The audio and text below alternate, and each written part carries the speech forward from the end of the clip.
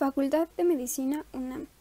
Estados intersexuales. Diagnóstico y tratamiento de genitales ambiguos. Dr. Rafael Rico García Rojas, 2018. 2018. Estados intersexuales. Diagnóstico y tratamiento de genitales ambiguos. La complejidad del genoma humano y sus repercusiones en el estudio de los trastornos de la diferenciación sexual. Dr. Rafael Rico García Rojas. rafaelrico46@gmail.com, www.genéticaySexologiaintegral.blogspot.com. Académico, Facultad de Medicina UNAM.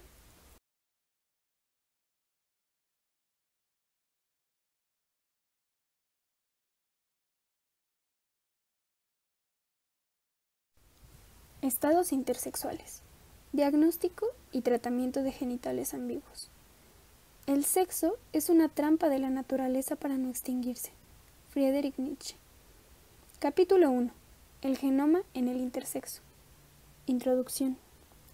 Los estados intersexuales son un conjunto de síndromes que afectan la diferenciación sexual, tanto neurobiológica como de genitales internos y externos.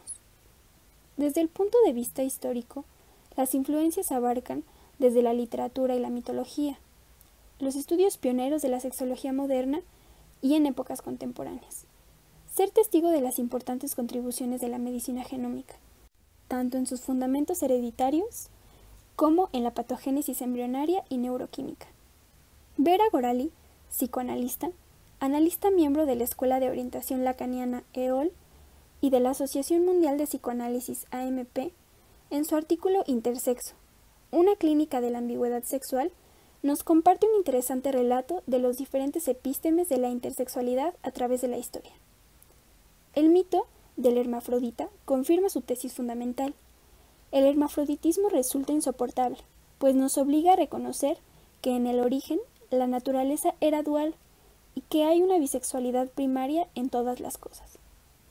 El mito narra las peripecias de Hermafrodita, hijo de Hermes y Afrodita, un joven de belleza impactante.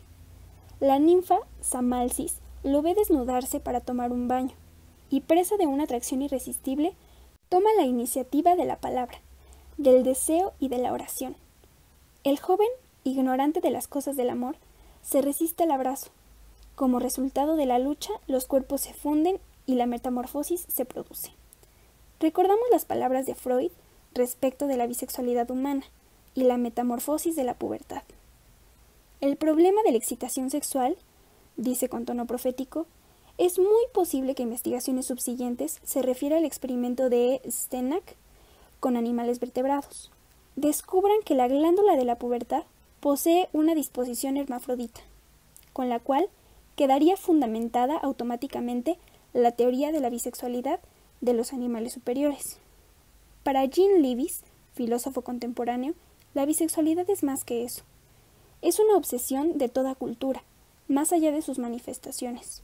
Según indica su interpretación, la bisexualidad satisface un deseo profundo del ser humano. Se apoya en el Génesis, para sufrir la androginia de Adán, y cita el texto. Y Dios los creó, hombre y mujer. Frase que se presta a la equivocidad. Hacia el medioevo, el mito conocido reactualiza el muy conocido de Aristófanes, narrado por Platón. Cuando la ira divina separa las dos mitades sexuales de una esfera completa, especie de paraíso perdido que justifica el mal de amores, en la búsqueda de la imposible completud. El mito es un intento de restauración de un estado anterior a la vida, en la que la sexualidad es solo una etapa transitoria. Hay diferencias históricas entre el andrógino y el hermafrodita. El andrógino puede adoptar la figura asexuada y angelical, el hermafrodita una monstruosidad que linda con lo demoníaco. Para Lewis, es importante registrar esta doble actitud frente a los diferentes planos, el mitológico y el real, y que lamentablemente persiste en la actualidad. Son muchas las personas de sexo ambiguo que se vieron forzadas a soportar la injuria o el escarnio debido a esta condición. Sin embargo, toda esta adoración se revierte cuando el mito se baja a la vida, o se da a ver como las agresiones de la escultura de Hermafrodita en el Louvre. Sobran registros de los andróginos reales de carne y hueso, fueron por lo general sacrificados al nacer, como si fueran de mal augurio. Aproximadamente 1 de cada 4.500 recién nacidos tendrá genitales ambiguos, o como se conoce también, trastornos de la diferenciación sexual o estados intersexuales.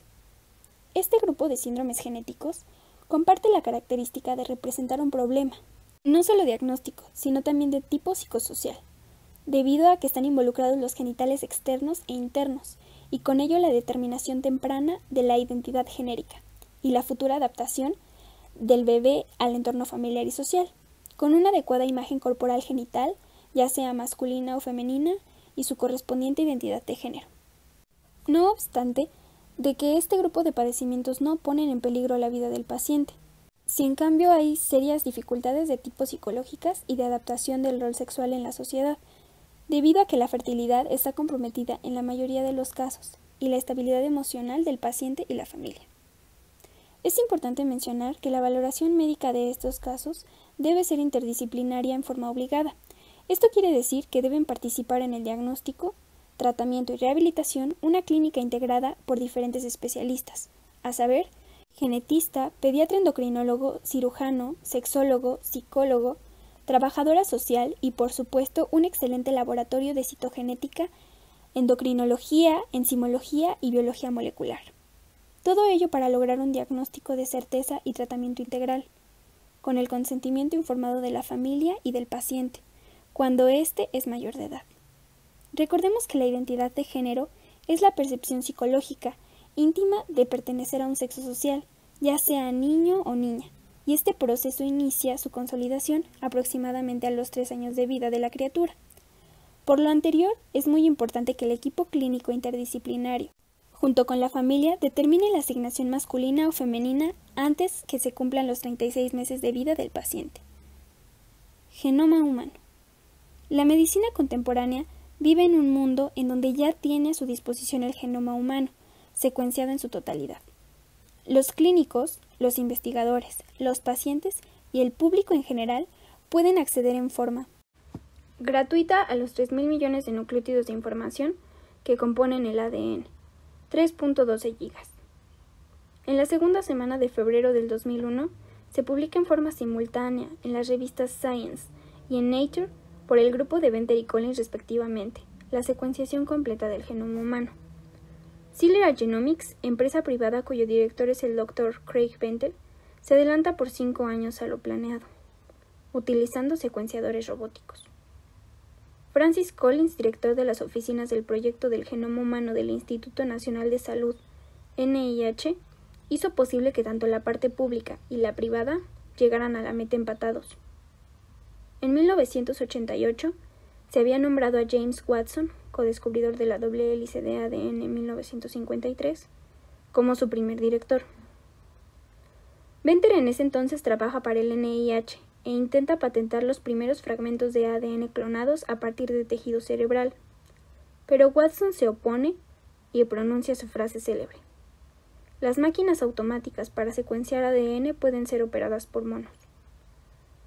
El genoma humano se compone de 3.000 millones de pares de estas bases nitrogenadas, 3 gigabases, que integran el ácido desoxirribonucleico ADN. El orden de la secuencia de las 4 letras, nucleótidos, base, azúcar y fosfato, se desconocía hasta la primera mitad de este siglo XX. Sucede que Watson y Crick en 1953 inician la era de la biología molecular, con el descubrimiento de la estructura espacial de la molécula de ADN, base química de la herencia, los genes. También contribuyeron con el descubrimiento del código genético, que es un sistema de señales bioquímicas que sirven para enviar mensajes. El código genético es un conjunto de 4 señales moleculares: adenina, guanina, citosina y timina, exclusiva del ADN, que son bases nitrogenadas integrantes de los nucleótidos, que a su vez forman parte del ADN. ¿Cuáles serán las repercusiones del conocimiento del genoma humano en la medicina, la sociedad y seguramente en la reflexión ética filosófica en el futuro del hombre? La posibilidad de tener acceso a una plantilla genómica personalizada desde la etapa fetal o al nacimiento permite entender que esta información revolucionará la medicina en sus fundamentos. La transformará en una medicina presintomática, preclínica, y, por lógica, predictiva preventiva. Los nuevos conceptos bioinformáticos ya están en las publicaciones científicas. Ahora se analiza el genoma, proteoma, transcriptoma, epigenoma, farmacogenoma y el interactoma. El genoma bacteriano y la interacción con el genoma del huésped en las enfermedades infecciosas.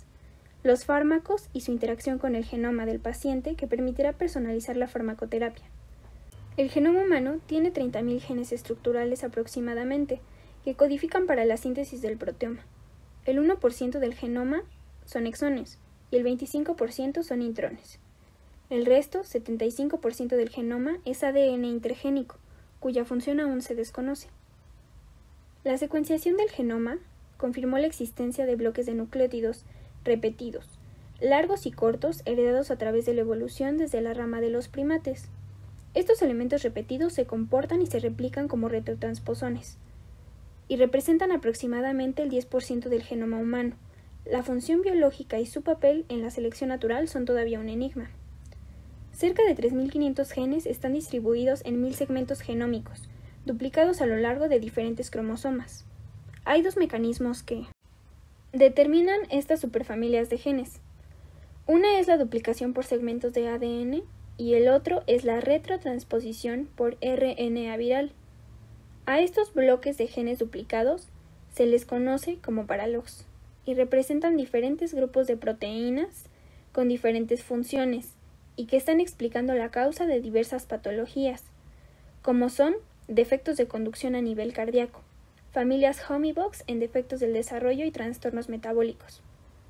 La retrotransposición por retrovirus de RNA a DNA, enzimas reversotranscriptasas, es un mecanismo ancestral de duplicación génica, que con la secuenciación genómica se demostró la presencia de genes virales en diferentes especies de seres vivos a lo largo de la evolución. El ejemplo más significativo es la inmunodeficiencia adquirida por el virus del VIH. Estos genes duplicados, por ser de origen viral, no contienen intrones, a diferencia de los genes duplicados por segmentación de ADN humano. Las implicaciones médicas de esta forma retroviral de duplicación, por analogía del SIDA, serán alteraciones en las regiones de regulación de la transcripción del ADN. Proteoma.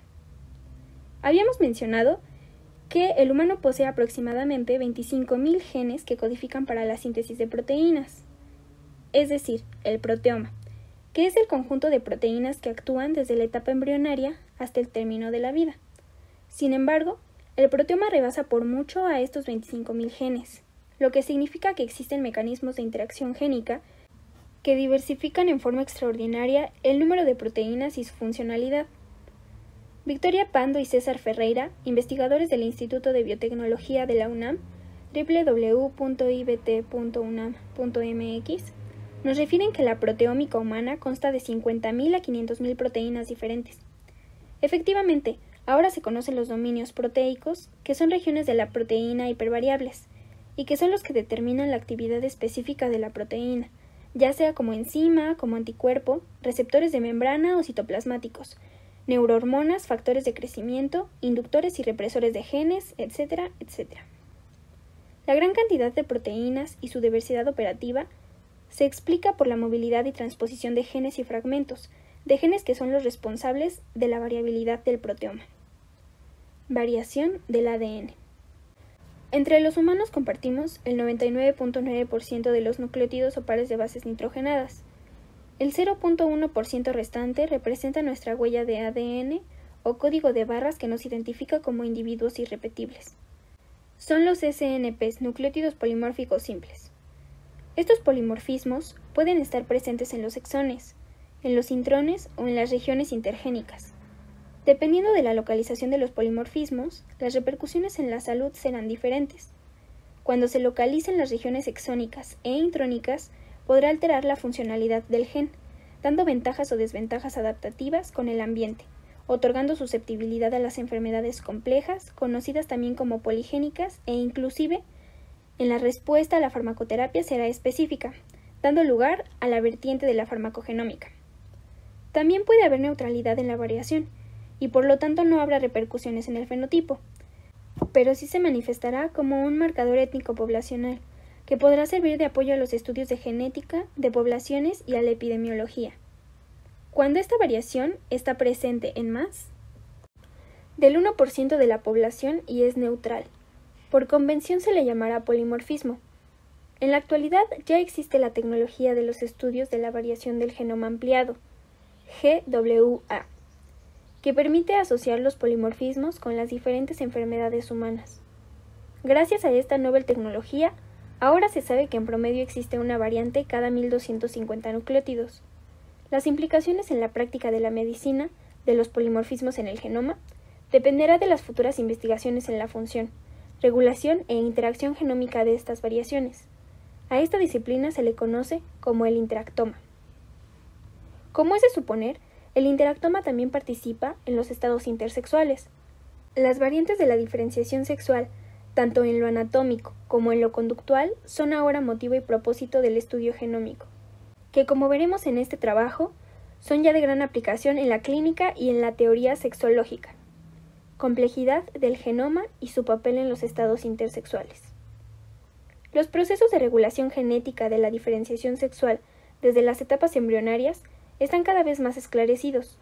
El descubrimiento de las superfamilias de Homibox, que participan en la embriogénesis, la interacción del genoma con el transcriptoma y la existencia de los polimorfismos intercalados, intra e intergénico, han complicado la sindromología de los trastornos de la diferenciación sexual. El esquema clásico de cromosoma, gen y poligénico multifactorial ya no es suficiente. Los mecanismos atípicos de mutación son ahora relevantes tanto para la comprensión de la etiopatogenia como para el tratamiento, asesoramiento y predicción de las patologías intersexuales. La complejidad del conocimiento se refleja en la complejidad del proceso médico, lo que exige la formación de grupos interdisciplinarios especializados para la valoración integral de los pacientes, de tal manera que se evite toda posibilidad de iatrogenia y violaciones éticas en el diagnóstico, tratamiento y asesoramiento del paciente y la familia. La medicina genómica del futuro reclama centros hospitalarios sofisticados, con laboratorios de biología molecular no solo para la investigación clínica, sino para la práctica clínica rutinaria. El costo aumentará, pero la equidad y la justicia sanitaria será el referente obligado en el marco bioética de las políticas de salud. Genes de la diferenciación sexual. Hace 300 millones de años, en la época de los grandes lagartos, aún no existían los cromosomas sexuales. Los ancestros reptilianos determinaban el sexo de sus crías en base a la temperatura de incubación de los huevos depositados en los nidos, como lo siguen haciendo en nuestra época. Una serie de inversiones de los protocromosomas sexuales a partir de hace 200 MA fueron configurando los cromosomas sexuales como los conocemos en la actualidad. Con la secuenciación de los 3.12 gigas de bases del genoma humano, ahora sabemos que los genes homeóticos o genes homeobox que participan en la diferenciación sexual están distribuidos en varios cromosomas autosómicos y también en el X y Y. Los genes homeobox codifican para diferentes tipos de proteínas que participan en la diferenciación tisular y celular de los genitales internos y externos, cuyas mutaciones darán lugar a diferentes síndromes, de los cuales trataremos en este texto. Los genes homeóticos que participan en la diferenciación sexual son factores de crecimiento, de transferencia y traducción, moduladores de la cromatina y de la apoptosis, receptores de factores de crecimiento y de la apoptosis, receptores de muerte, así como microARNs de 21 a 23 nucleótidos, que son reguladores de la expresión génica. Mencionamos solo unos pocos del gran número de genes homeóticos que se han descubierto gracias a la biología molecular: WT1, SF1, SOX1, SRY, MIS, AR, CYP17, CYP21 y STAR. El embrión humano es hermafrodita hasta la 8ª semana de gestación. Contiene tanto estructuras femeninas, ductos müllerianos, DM, como masculinas, estructuras de Wolff, EW. A partir de la 8ª semana, el embrión XY activa el gen SRY ubicado en el brazo corto del cromosoma Y, región 11, y se inicia la transformación de la gónada primitiva en el testículo embrionario, TE. La célula de Sertoli produce la hormona proteica inhibidora de la estructura de Müller, HIM, e involucra en los ductos de Müller. La célula de Leydig sintetiza testosterona embrionaria que viriliza las estructuras de Wolff, epidídimo, vas deferens, espermáticos y vesículas seminales. El primordium genital externo lo comparten ambos sexos en la etapa embrionaria: tubérculo genital, prominencias y pliegue. Se transforman respectivamente en glande, cuerpo del pene y uretra peneana con la acción de la dihidrotestosterona, DHT, que se deriva de la TE, por la inducción de la enzima 5-alfa reductasa. En la ausencia de dihidrotestosterona, el primordium se transforma en clítoris, labios mayores y labios menores, la vulva de la niña. El embrión XX se feminiza siempre y cuando no haya testosterona en la etapa de diferenciación.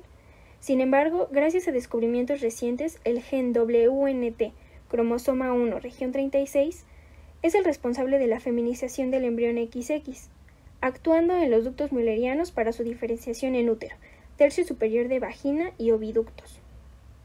Biason-Lover et al. 2004 identificó una mutación heterocigota en el gen WNT4 en una paciente de 18 años, 46XX, con aplasia mülleriana E, hiperandrogenismo.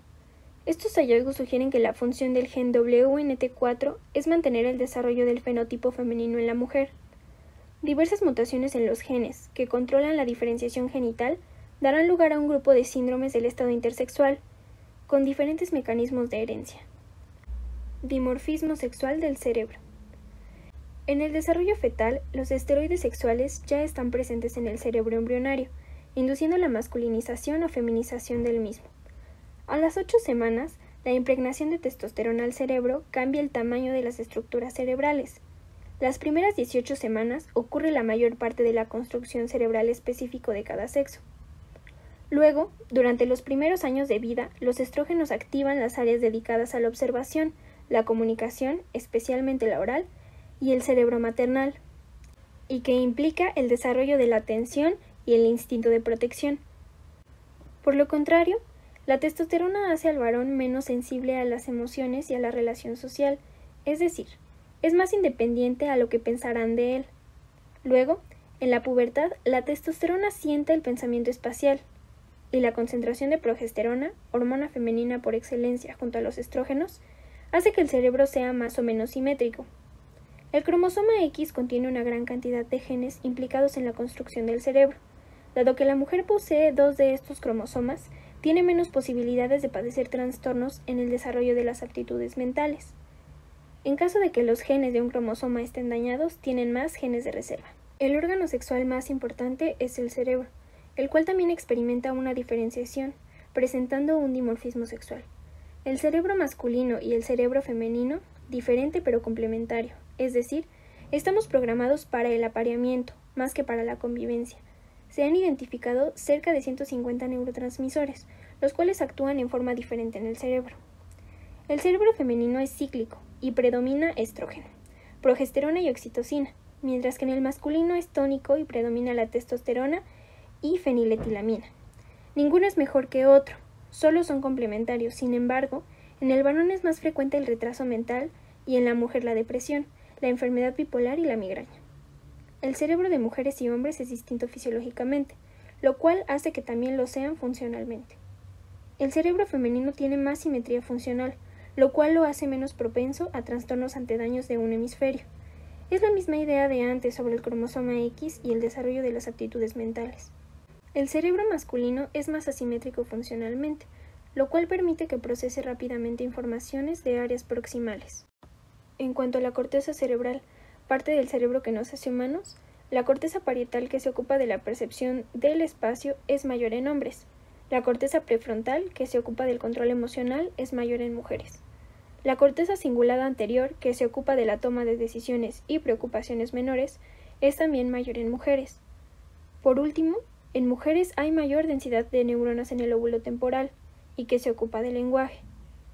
En cuanto al sistema límbico, una de las partes del cerebro que nos hace animales, la amígdala, que procesa los instintos, las respuestas emocionales rápidas y automáticas, es mayor en hombres. Los centros del hipotálamo relacionados con la sexualidad son mayores en los hombres. La ínsula, responsable de los sentimientos viscerales, es mayor en las mujeres. El hipotálamo, tanto la parte que organiza las hormonas como la que memoriza las emociones, es mayor en mujeres. La glándula pituitaria, que segrega hormonas de fertilidad, es mayor en mujeres. Como es de esperar, estas diferencias tienen una importante repercusión a la hora de resolver determinadas tareas. Por ejemplo, ante una tarea visual espacial, la mujer utiliza generalmente una estrategia de recuerdo y reconocimiento, mientras que el hombre construye manipulando mentalmente el objeto a fin de reorientarlo en el espacio. El rendimiento es ese tipo de tareas. Está relacionado con la elevación de estrógenos. Empeora cuanto más estrógenos. Todo lo contrario con la fluidez verbal. Cuando mayor concentración de estrógenos, mayor fluidez. En cuanto a movimientos finos y secuenciales, la mujer está mejor dotada, igual que su memoria. No obstante, los hombres son más hábiles arrojando objetos con precisión. En cuanto a las emociones, las mujeres son más vulnerables a la presión psicológica, que suponen los conflictos interpersonales. Son más susceptibles a la depresión, a desórdenes de ansiedad, el estrés crónico y trastornos de la alimentación. Es curioso que el estrés agudo facilite el aprendizaje en chicos, pero que lo dificulte en chicas. A lo dicho anteriormente, añadamos los cambios psicológicos premenstruales, como la depresión, el sentimiento de tristeza y melancolía, el cansancio y fatiga, la tensión o intranquilidad, la ansiedad, la irritabilidad y agresividad, la dificultad de concentración, etc. Las teorías sobre la regulación cerebral del comportamiento humano, basadas en 1. Experimentos con animales, 2. Datos clínicos de patologías humanas y 3. Estudios neurológicos de comportamiento en personas sanas, indican que la conducta emocional radica básicamente en el sistema límbico y en áreas relacionadas. Las funciones cognitivas están asociadas a áreas de asociación del neocórtex. Los hemisferios cerebrales difieren en funciones cognitivas y quizás en el procesamiento emocional. El hemisferio izquierdo está especializado en el conocimiento analítico verbal y el hemisferio derecho en el procesamiento espacial. También hay evidencia de predominio del hemisferio derecho en el procesamiento emocional. Estos resultados pueden relacionarse con diferencias en el procesamiento de las emociones.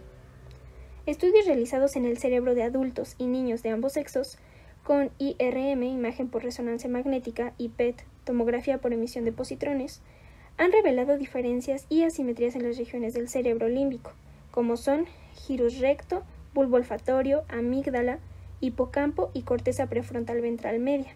Estas diferencias son de tamaño y asimetrías de cerebro izquierdo y derecho, que están relacionadas con identidad de género, procesos de socialización y estados emocionales. Por tomografías de emisión de positrones se estudió el metabolismo de la glucosa en 61 individuos sanos, 37 hombres y 24 mujeres, diestros de edad promedio igual a 27 años. Su nivel educacional era similar, 14 años promedio de educación. El metabolismo resultó idéntico en todos los lóbulos del neocórtex, pero hubo diferencias estadísticamente significativas. En el sistema límbico, concretamente, en las regiones temporal límbicas, ganglios basales y en el cerebelo. Los hombres alcanzan mayor tasa de metabolismo en las regiones temporal límbica, en el hipocampo y en la amígdala, esta última relacionada con la conducta de agresión, así como en el cerebelo. Menores diferencias aparecen en las regiones media y posterior del gyrus cingulado. Diferencias sexuales en el metabolismo cerebral de la glucosa en estado de reposo. Science 267-528-531, enero 1995.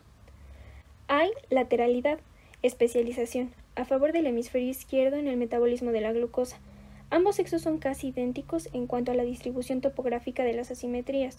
Sin embargo, hay diferencias en 3 regiones, presentando a las mujeres mayor metabolismo en el hemisferio izquierdo del sistema límbico, región fronto-orbitaria, cíngulo posterior y corpus callosum posterior. En la conducta emocional, los hombres tienen tendencia a dar respuestas instrumentales, tal como la agresión física. En cambio, las mujeres tienden a conductas simbólicas como respuestas vocales. Estudió en 38 individuos diestros, 19 de cada sexo, de 24 a 28.5 años de edad, sin lesiones, degeneraciones cerebrales o ambas. Se realizaron pruebas ortográficas, reconocer una carta, fonológicas, ritmo y codificación de fonemas, y también semánticas, sentido de las palabras.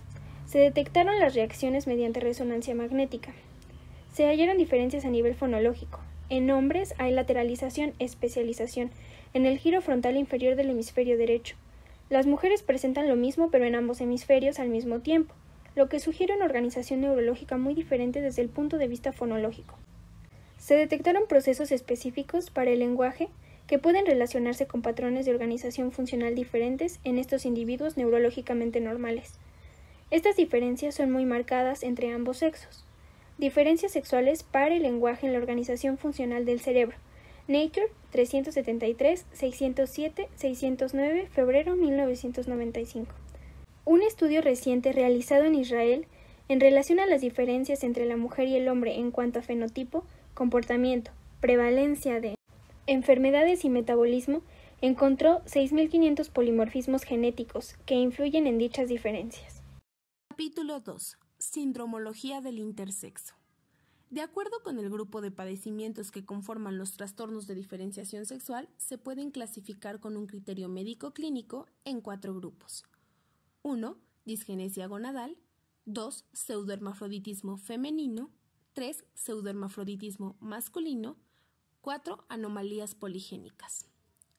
Disgenesias gonadales. Son un conjunto de síndromes que tienen como común denominador la alteración histológica de sus gónadas, que es suficiente para ser incluidas en este grupo. Es obvio mencionar que la esterilidad será compartida en estas entidades. La etiología genética es diversa: monosomías, trisomías, mutaciones monogénicas, mosaicos, etc. La nosología más frecuente es síndrome de Turner 45X, Klinefelter 47XXY, hermafroditismo verdadero 80%, 46XX, disgenesia gonadal mixta 45X o 46XY, disgenesia gonadal pura 46XX o 46XY y varón XX. Representan el motivo de consulta más frecuente en la genética clínica del concepto intersexo. Síndrome de Turner. El síndrome de Turner es un padecimiento del sexo femenino caracterizado por la ausencia total o parcial de un segundo cromosoma sexual y que tiene como consecuencia una constelación de hallazgos físicos que incluyen con frecuencia linfedema congénito, talla baja y disgenesia gonadal. El síndrome de Turner ocurre con una frecuencia de 1 en 2.500 a 1 en 3.000 niñas recién nacidas vivas. Aproximadamente la mitad tiene una monosomía del X, 45X, y del 5 al 10% tienen una duplicación del brazo largo de uno de los 2 cromosomas X. El resto de los casos tienen un mosaico 45X con una o más líneas celulares, 45X, 46XX o 45X, 46XY. Características clínicas mayores. En la pasada década se ha aprendido bastante acerca de la historia natural del síndrome de Turner y estudios moleculares recientes han identificado algunos genes que podrían estar involucrados en la expresión clínica del síndrome. Diagnóstico. El síndrome de Turner puede ser diagnosticado en la etapa prenatal, aproximadamente en la semana 15, por medio de ultrasonografía, demostrando el edema fetal. También valores anormales del triple marcador en suero materno, que está integrado por gonadotropina coriónica humana, fracción beta, estriol no conjugado y alfa-fetoproteína y, por último, un cariotipo fetal de células amnióticas evidenciando la monosomía 45X. El aborto espontáneo de los fetos 45X es frecuente. Aproximadamente el 90% de los fetos con mosaico 45X, 46XX o 45X, 46XY que son diagnosticados en la etapa prenatal tendrán un fenotipo normal femenino o masculino respectivamente al nacimiento.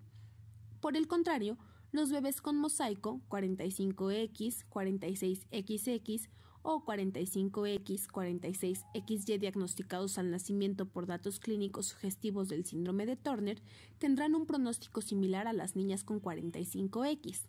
En un 20 al 30% de las niñas recién nacidas es posible realizar el diagnóstico clínico de Turner por el edema de manos y pies y la piel redundante en la nuca, que es el efecto residual del higroma quístico nucal inútero.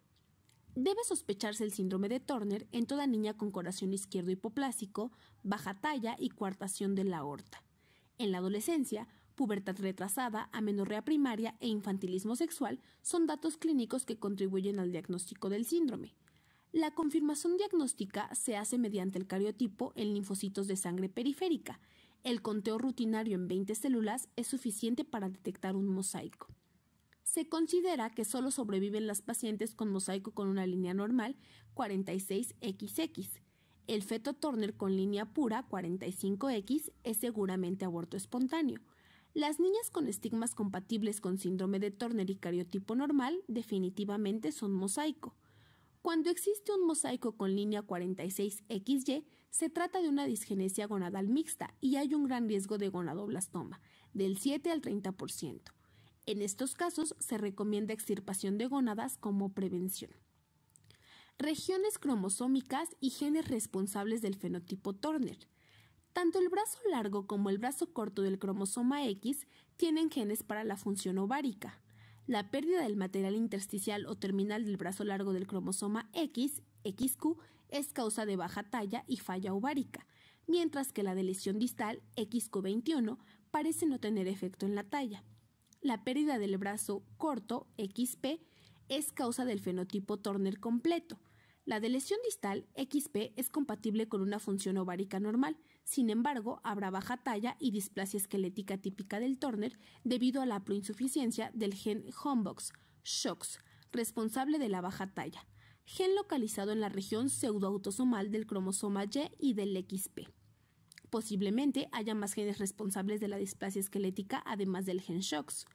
La pérdida de la región XP22.3 parece estar asociada con los problemas neurocognitivos del síndrome. La pérdida del factor determinante del testículo, SRY, gen locus del brazo corto del cromosoma Y, 46X del YP, también es causa del fenotipo Turner, inclusive sin la presencia de la línea celular 45X. La región XP11.4 posiblemente sea crítica para el desarrollo del linfedema. Correlaciones entre cariotipo y fenotipo. Es difícil predecir el fenotipo Turner a partir de su cariotipo. Por ejemplo, pacientes con 45X han podido concebir y pacientes con mosaico 45X, 46XX pueden tener el fenotipo Turner completo. Las niñas con cariotipo 45X tienen con mayor frecuencia linfedema de manos y pies. Pacientes con mosaico 45X, 46XX o 45X, 47XXX es muy probable que tengan menarca espontánea y sean fértiles, y además que tengan talla mayor que las pacientes 45X. La presencia de un isocromosoma, XQ, predispone al hipotiroidismo y enfermedad de colon irritable. Un cromosoma en anillo confiere mayor riesgo de retraso mental y estigmas Turner atípicos. Tratamiento. La velocidad de crecimiento empieza a disminuir alrededor de los 18 meses de edad en las pacientes con síndrome de Turner. La talla baja se hace manifiesta entre los 7 y 8 años de edad. Algunos grupos en Norteamérica recomiendan el uso de la hormona de crecimiento recombinante para el tratamiento de la talla baja en las pacientes con Turner. Sin embargo, los ensayos clínicos con rigor metodológico son pocos y no del todo convincentes. Algunos informan de una ganancia de 12 centímetros en la talla de las pacientes al finalizar el tratamiento, pero no todos los protocolos coinciden. En general, se propone un buen asesoramiento en cuanto a las limitaciones del uso de la hormona del crecimiento, máxime tomando en cuenta su alto costo que anda alrededor de los $29,000. También es importante informar a la familia de los efectos colaterales de la hormona de crecimiento recombinante, principalmente hipertensión arterial y aumento de la resistencia a la insulina. En suma, la hormona de crecimiento recombinante no ha demostrado en forma definitiva una mejoría en la interacción psicosocial y calidad de vida de la paciente con síndrome de Turner. La obesidad puede estar presente sin ser inherente al síndrome. Se recomienda ejercicio y consejería nutricional. Problemas de desarrollo y conductuales. La mayoría de las pacientes con síndrome de Turner tiene inteligencia normal. Un 10%, independientemente de su cariotipo, tendrán retraso en el desarrollo, necesitarán educación especial y cuidados en la vida adulta. El riesgo de retraso mental será mayor en las pacientes con cromosoma X en anillo. Un 70% de las pacientes tendrán problemas de aprendizaje que alteran la percepción visomotora, afectando las habilidades estereoespaciales. Estas alteraciones se presentan con mayor frecuencia en las pacientes con 45X que las que tienen un mosaico 45X, 46XX. Se observa un mejor pronóstico cuando se hereda el cromosoma X de origen paterno. Existen diferencias estructurales de la región posterior derecha cerebral con imágenes de resonancia magnética y emisión de positrones entre pacientes Turner y sus controles. Sin embargo, se ignora la relación de estos hallazgos con los trastornos neurocognitivos. En las pacientes con síndrome de Turner es común las deficiencias en memoria no verbal, funciones ejecutivas y habilidades de la atención. Estas deficiencias repercuten en problemas con actividades de aprendizaje de las matemáticas, conducción de automóviles, funciones multidisciplinarias y sociales. También es muy frecuente los trastornos de hiperactividad y déficit de atención. Esto requerirá de la asesoría de las escuelas especializadas en estos trastornos. No son frecuentes las variantes transgenéricas en las niñas Turner y, comparada con controles, la actividad sexual es menor. No se observa tampoco una prevalencia mayor de trastornos psiquiátricos en las pacientes Turner. Son más evidentes los trastornos de ansiedad y autoestima baja comparado con niñas de talla baja de otras causas. Las expectativas en relación a la socialización y desempeño laboral son modestas y los niveles de empleo son menores a lo esperado. Problemas cardiovasculares. La prevalencia de cardiopatías congénitas en el síndrome de Turner fluctúa entre el 17 al 45% sin existir una clara correlación genotipo-fenotipo. Coartación de la aorta, válvula aórtica bicúspide y defectos de corazón izquierdo son las malformaciones congénitas más frecuentes. Prolapso de la válvula mitral, defectos de conducción e hipertensión también se pueden presentar. El riesgo de hiperlipidemia y angiopatía coronaria es incierto. En todas las pacientes con diagnóstico de síndrome de Turner es obligada la ecocardiografía como estudio de rutina. La disección de la aorta es una complicación en el 90% de las pacientes con Turner. Problemas endocrinos. La disgenesia gonadal es el rasgo cardinal del síndrome de Turner. El 90% de las pacientes van a requerir de terapia hormonal de reemplazo para iniciar la pubertad y completar su desarrollo. Los folículos primordiales son escasos en los ovarios in útero y sufrirán apoptosis prematura, de tal modo que en la vida adulta estarán ausentes. El útero suele ser pequeño, así como la vagina, que aunada a la atrofia de la mucosa, puede provocar dispareuria. La función tiroidea debe valorarse a partir de los 10 años de edad, pues es frecuente el hipotiroidismo a partir de la adolescencia y con mayor prevalencia en la tercera década. El tratamiento hormonal de reemplazo en la paciente Turner debe iniciarse alrededor de los 14 años de edad, previa valoración de un perfil gonadal que incluye gonadotrofinas hipoficiarias y estradiol. No se recomienda en edades más tempranas para evitar cierre prematuro de núcleos de crecimiento que daría una talla menor a la esperada para el padecimiento. Para minimizar el riesgo de hiperplasia endometrial y adenocarcinoma uterino, se aconseja usar un régimen cíclico de estrógeno-progesterona. Es también recomendable valorar paródicamente la función hepática, densidad ósea e hipertensión arterial una vez iniciado el tratamiento. En la paciente Turner no se ha observado un incremento de cáncer de mama. El asesoramiento genético debe incluir el aspecto de la fertilidad. Es rara la fertilidad espontánea en la paciente Turner y sería más probable en los mosaicismos con una línea normal 46XX. Existe un mayor riesgo de aborto espontáneo y aneuploidías en fetos de madres con síndrome de Turner. Existe la opción de la fecundación in vitro utilizando bancos de gametos, sin embargo la posibilidad de éxito es baja. La prevalencia de diabetes tipo 2 es del 7%. Problemas oftalmológicos y otológicos. 90% de las pacientes adultas con síndrome de Turner padecen sordera sensoneural.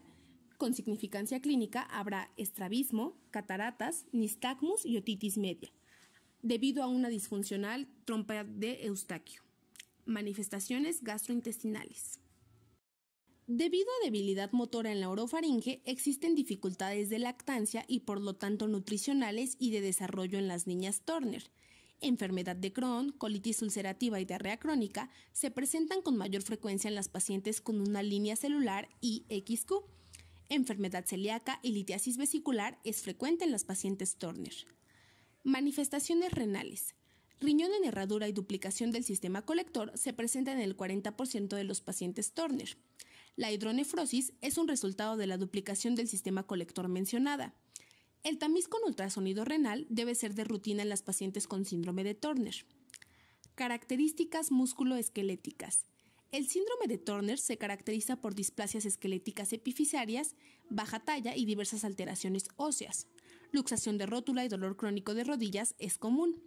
El cubitus valgus, característico del síndrome, se debe a una malformación de la cabeza del cúbito con anquilosis articular. La deformidad de Madelung, displasia epifisial del radio, es rara. Luxación congénita de cadera y escoliosis ocurre del 5 al 10% de las niñas Turner. La osteoporosis y las fracturas son frecuentes a pesar del tratamiento hormonal sustitutivo. Problemas dermatológicos. El edema congénito de manos y pies puede persistir hasta la infancia tardía de la niña Turner e inclusive puede recurrir al inicio del tratamiento hormonal. La presencia de múltiples lunares es característica del síndrome, pero no existe un riesgo mayor de presencia del melanoma maligno. La cicatriz queloide es más frecuente. Paño prematuro fino en la cara parecida al de los fumadores crónicos aparece en los 30 y 40, pero no está en relación al tabaquismo o exposición al sol. Neoplasias. El riesgo de cáncer no es mayor en las pacientes Turner, pero la presencia de un cromosoma Y, 45X, 46XY, sí es determinante para la aparición del gonadoblastoma o disgerminoma. Gonadectomía profiláctica es recomendable en las pacientes con disgenesia gonadal mixta, 45X, 46XY. El carcinoma endometrial se presenta con el tratamiento a base de dietilsbestrol. Expectancia de vida. Gracias a los avances de la medicina, tanto en el área quirúrgica como farmacológica, la esperanza de vida de las pacientes Turner ha mejorado significativamente. La mortalidad es del 6% aproximadamente a partir de la tercera década y pueden llegar a los 80 años de vida. El seguimiento de la paciente deberá ser interdisciplinario. Genetista, cardiopediatría, endocrinología y psicología sería alguna de las especialidades que con frecuencia deberán intervenir. Un amplio asesoramiento genético familiar será la piedra angular de un tratamiento integral. Síndrome de Klinefelter.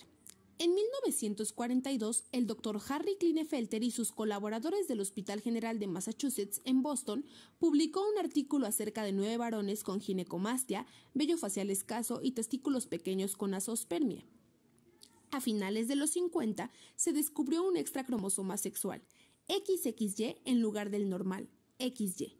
La frecuencia de la neuploidía XXY va de 1 en 500 al 1 en 1000 varones recién nacidos, convirtiéndose en la alteración cromosómica más frecuente en varones.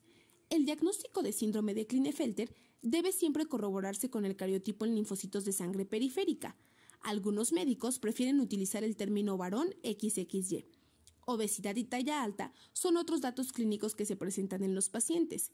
El síndrome no es curable, pero se puede ayudar con cirugía para la ginecomastia y con testosterona para inducir los cambios somáticos de madurez sexual.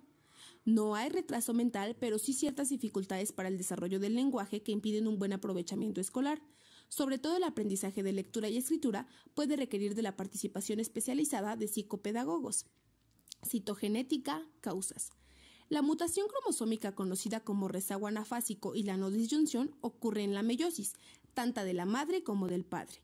La edad materna no parece ser un factor de riesgo alto, como ocurre en otras aneuploidías como en la trisomía 21, 13 y 18. En el 50% de los casos con el cromosoma X extra es de origen paterno. El mosaico XY-XXY es una variante que tiene mejor pronóstico y en algunos casos existe la posibilidad de fertilidad. Por el contrario, un mayor número de cromosomas X, XXXY o XXYY conlleva peor pronóstico y se manifestará con retraso mental de moderado a severo. Inclusive, el paciente XXYY tendrá una conducta agresiva y violenta, por lo que no se recomienda la administración de testosterona de reemplazo. Diagnóstico. Muchos pacientes con Klinefelter jamás se enterarán de que tienen un cromosoma X extra, debido a que su fenotipo no es significativamente diferente al de otras personas. El varón XXY actualmente puede ser diagnosticado con el análisis del cariotipo prenatal en amniocitos, vellosidades coriales y en células fetales en suero materno. El estudio no es de rutina y solo está indicado por edad materna, 35 años o más, o por antecedentes familiares de alteraciones genéticas. También se podrá sospechar el síndrome en la etapa escolar cuando el niño manifiesta dificultades del lenguaje, aprendizaje de la escritura y lectura o por una talla alta inusual. En la adolescencia, la ginecomastia será el dato que pueda inducir la presunción diagnóstica y en la vida adulta en la valoración de parejas en la consulta de la clínica de fertilidad. La confirmación del diagnóstico deberá ser con el estudio citogenético en linfocitos de sangre periférica. Asesoramiento genético. Un asesoramiento genético integral debe incluir todas las posibilidades diagnósticas, terapéuticas y de rehabilitación existentes, respetando la autonomía de la familia y de la pareja. Los valores éticos del equipo de salud no deben influir para la toma de decisiones de los padres, ya sea del feto con XXY o en su vida extrauterina. Debe informarse a la pareja de las posibilidades del diagnóstico genético prenatal, del aborto eugenésico y de todos los aspectos de la vida del paciente, abarcando su sexualidad, fertilidad y capacidades intelectuales. El diagnóstico del síndrome debe proporcionarse al paciente en forma gradual, de acuerdo a su edad y capacidad de asimilación en forma accesible y objetiva. Con mayor razón, cuando él lo solicite, se aclararán los detalles que le preocupen o inquieten. El paciente XXY será un bebé con retraso psicomotor, como se ha mencionado. Los padres durante el crecimiento notarán a un niño pasivo, tranquilo y reservado. Habrá dificultades en la expresión lingüística más que en el entendimiento mismo. El desempeño escolar por tales razones será motivo de preocupación y los padres solicitarán apoyo de programas para lento aprendizaje y socialización. Consideraciones en salud. La disgenesia testicular es el dato clínico cardinal del síndrome de Klinefelter, que es consecuencia de la aneuploidía XXY. El testículo disgenético, células de Leydig, será incapaz de producir suficiente testosterona para inducir los cambios puberales como son vello corporal, desarrollo muscular y de caracteres sexuales secundarias como vello púbico, crecimiento del volumen testicular con engrosamiento y oscurecimiento de la piel. Habrá azospermia como consecuencia de la disgenesia de las células de Sertoli. La presencia de la ginecomastia, aunado a un escaso desarrollo purpebral virilizante, tendrá repercusiones en la imagen corporal, autoestima y desempeño en la socialización tanto familiar como escolar.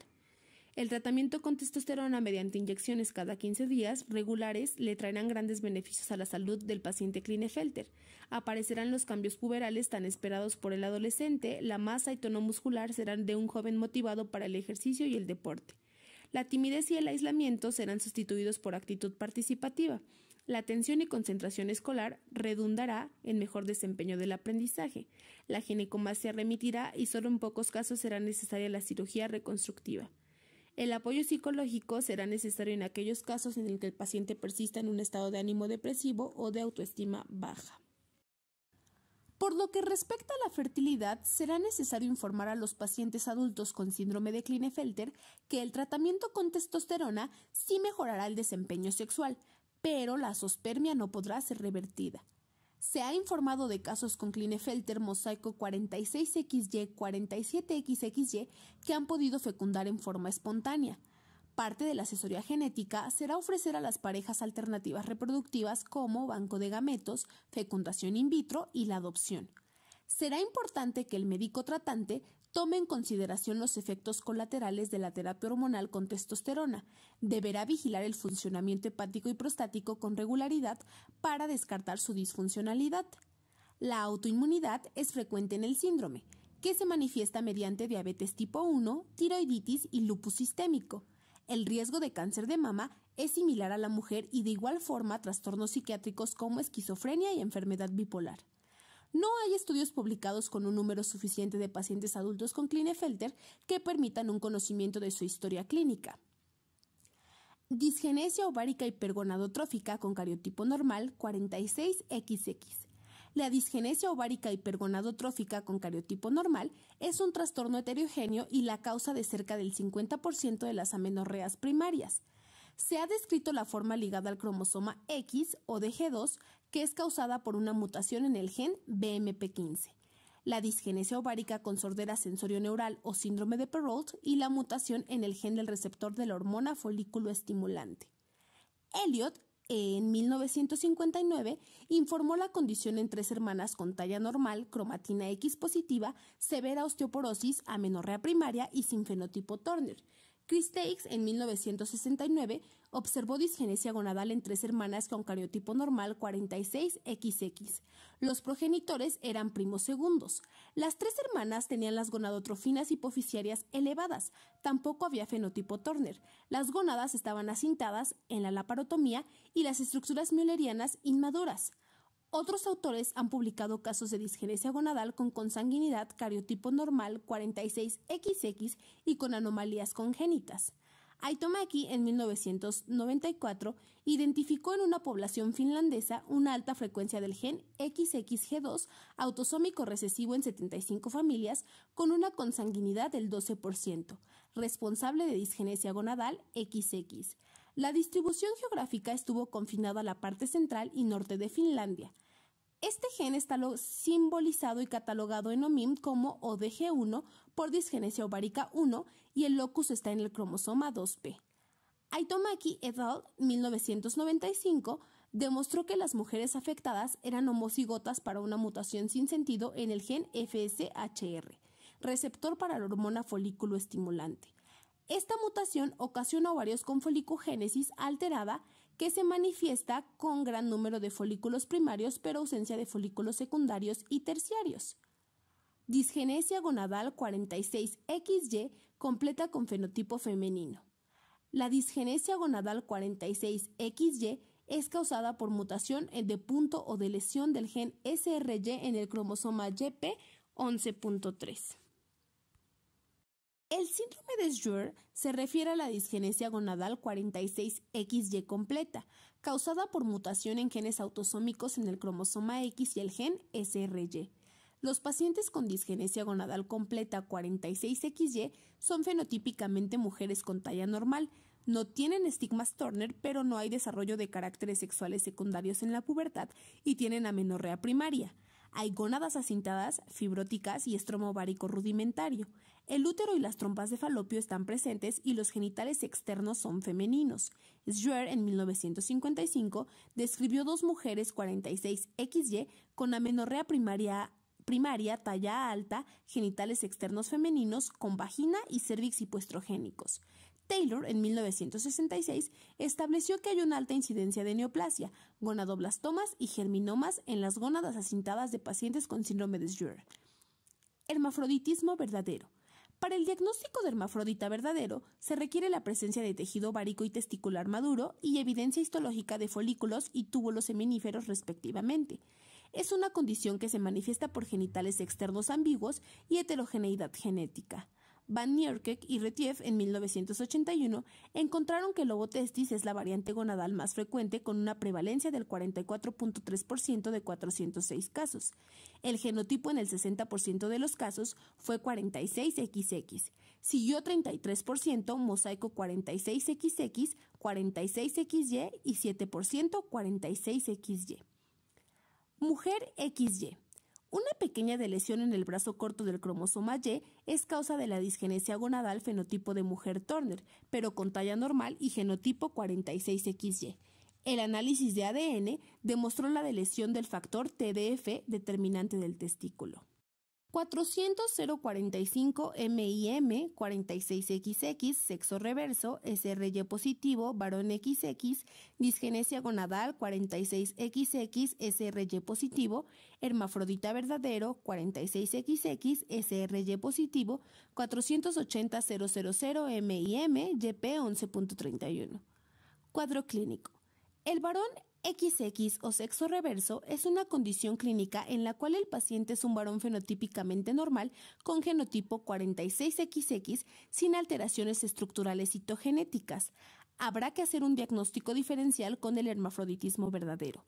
46XX, solo en aquellos casos en que el paciente es fenotipo masculino sin ambigüedad de genitales externos, evento poco frecuente. La diferencia radica en el ovotestis del hermafroditismo verdadero. Ambos casos tendrán la traslocación del gen SRY determinante testicular en el cromosoma X. Borona y Cole, en 2007, comparó al varón XX con el síndrome de Klinefelter. La talla es menor en el varón XX y tendrá mayor incidencia de ginecomastia y criptorquidia. Ambos comparten la esterilidad y la disgenesia testicular. Analizando la inactivación del receptor de andrógenos, que es mayor en el varón XX, se concluyó que la inactivación del cromosoma X no es al azar debido posiblemente a la traslocación del gen SRY. El fenómeno mutacional se lleva a cabo entre los brazos cortos del X y del Y en la meiosis I durante el entrecruzamiento de las regiones pseudoautosomales de ambos cromosomas sexuales. Además, permitió mapear con especificidad y separar al antígeno HY que está en la región centromérica, mientras que el locus del gen SRY, factor determinante del testículo, está en el límite de la región pseudoautosomal del Y en el brazo corto.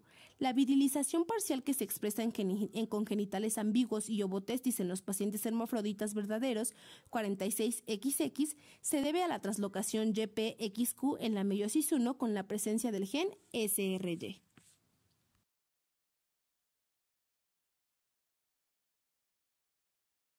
Capítulo 3. Pseudohermafroditismo femenino, PHF.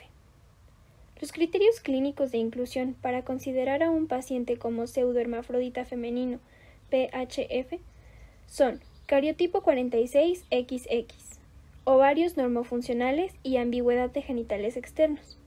El caso predominante es la hiperplasia suprarrenal congénita, autonómica recesiva, que representa el 90% de los pacientes con pseudohermafroditismo femenino. Es una falla de la enzima 21-hidroxilasa CYP450 que produce un déficit de cortisol, no bloquea a la ACTH y por lo tanto se incrementa la producción de andrógenos prenatales, virilizando al feto XX. El tratamiento es administración prenatal o postnatal de prednisona para suprimir la hiperproducción de andrógenos, cirugía correctiva de genitales externos y asignación de género y rol femenino. Hiperplasia adrenal congénita. Hiperandrogenismo. Locus mapa genómico. Cromosoma 6, región 21, banda 33. Gen CYP21A2. Características clínicas. La hiperplasia adrenal congénita, HAC, es un padecimiento metabólico autosómico recesivo que afecta a 1 de cada 15.000 recién nacidos y 1 en 60 de heterocigotos portadores sanos. Es una deficiencia de alguna de las enzimas que participan en la biosíntesis del cortisol. En el 95% de los casos se debe a la deficiencia de la 21-hidroxilación de la zona fasciculada de la corteza de la glándula suprarrenal, lo cual impide la conversión de la 17-hidroxiprogesterone 17-OHP a la 11-deoxicortisol.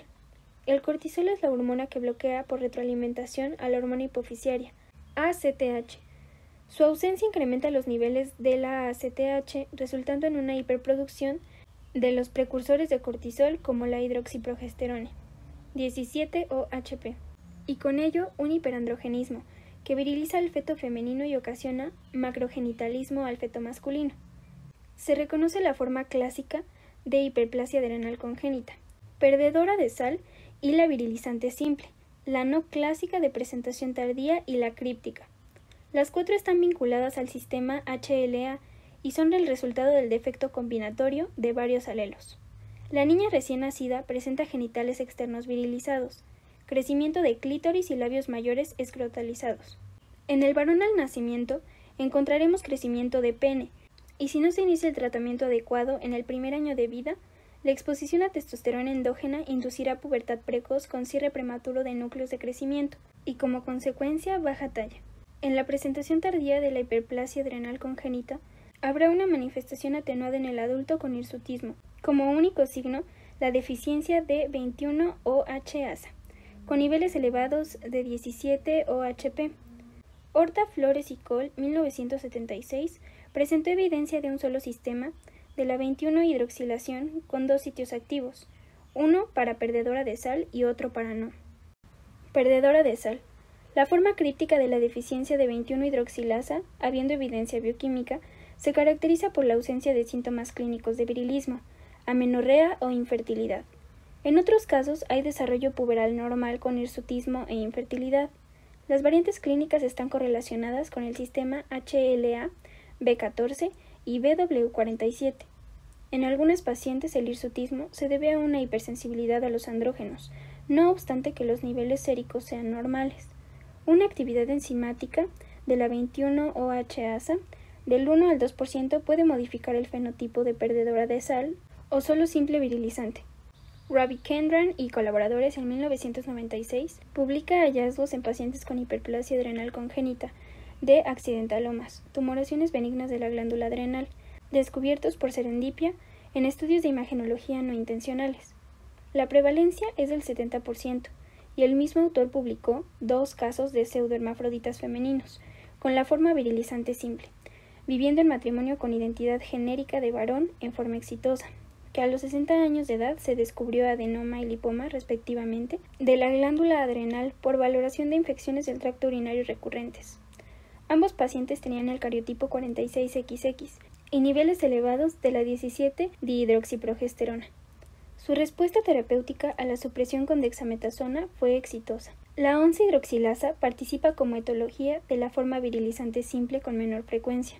Nordstrom y colaboradores, en un estudio controlado, demostró que las pacientes con hiperplasia adrenal congénita expuestas a testosterona prenatal manifestaban conductas propias de roles masculinos, con lo cual concluyó que la exposición a andrógenos en la etapa prenatal masculiniza el cerebro, determinando conductas sexodependientes. La deficiencia prenatal de glucocorticoides y el exceso de hormonas sexuales afectan los centros regulatorios del cerebro, como serían la amígdala, procesamiento de emociones y el miedo, y el hipocampus, centro de la memoria.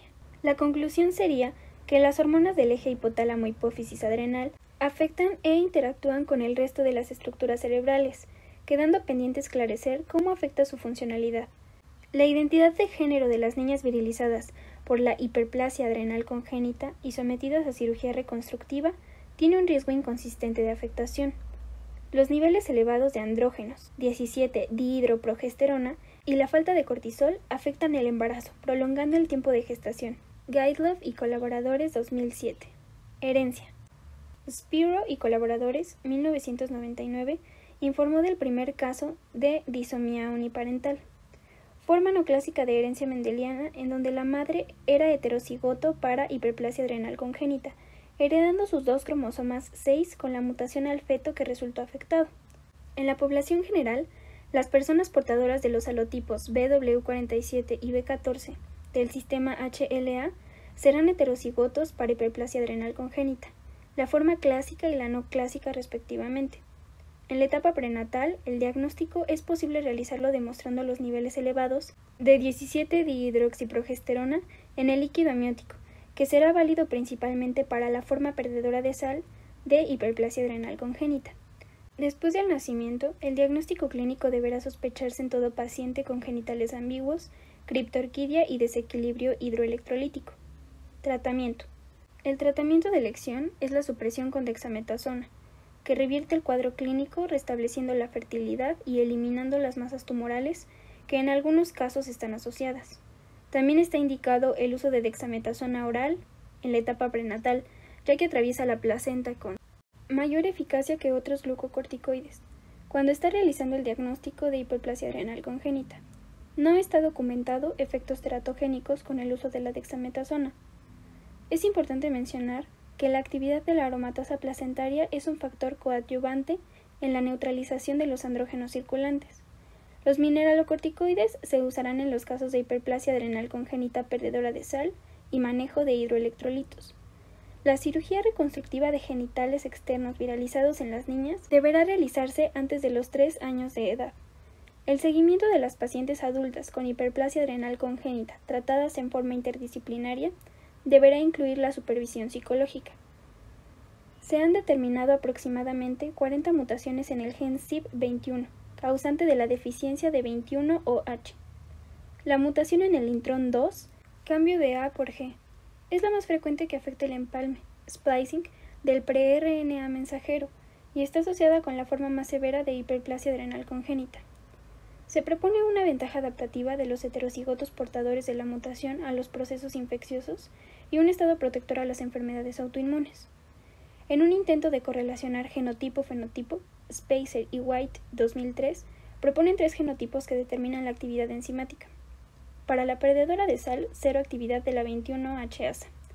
Para virilizante simple, actividad del 1 al 2%, que permite la síntesis de aldosterona, y la tercera categoría tiene una actividad enzimática del 20 al 60%, que representa la forma no clásica menos severa de hiperplasia adrenal congénita.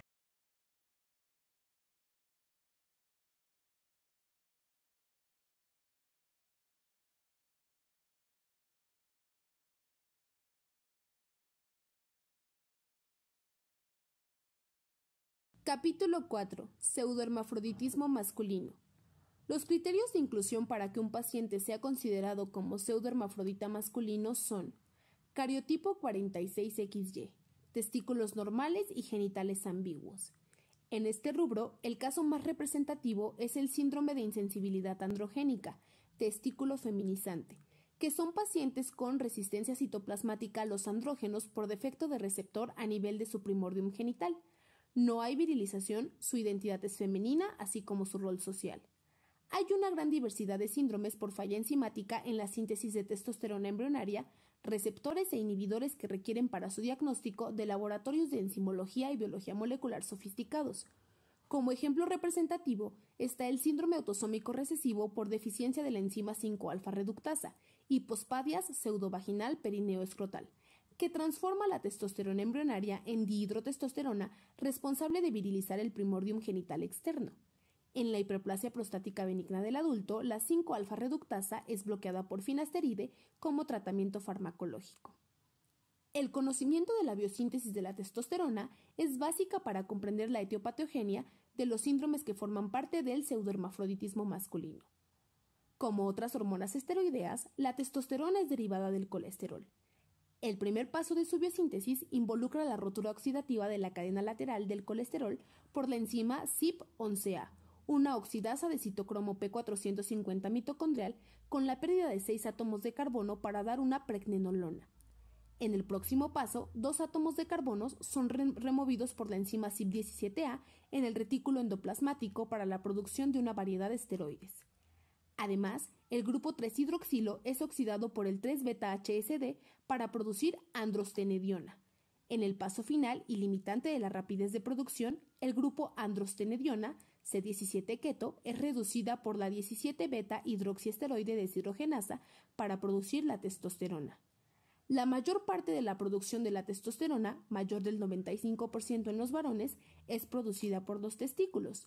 También es sintetizada en cantidades menores en las mujeres por las células de la teca de los ovarios, por la placenta, como también por la zona reticular de la corteza suprarrenal en ambos sexos.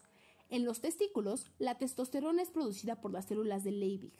Las glándulas generativas también contienen células de Sertoli que requieren testosterona para la espermatogénesis.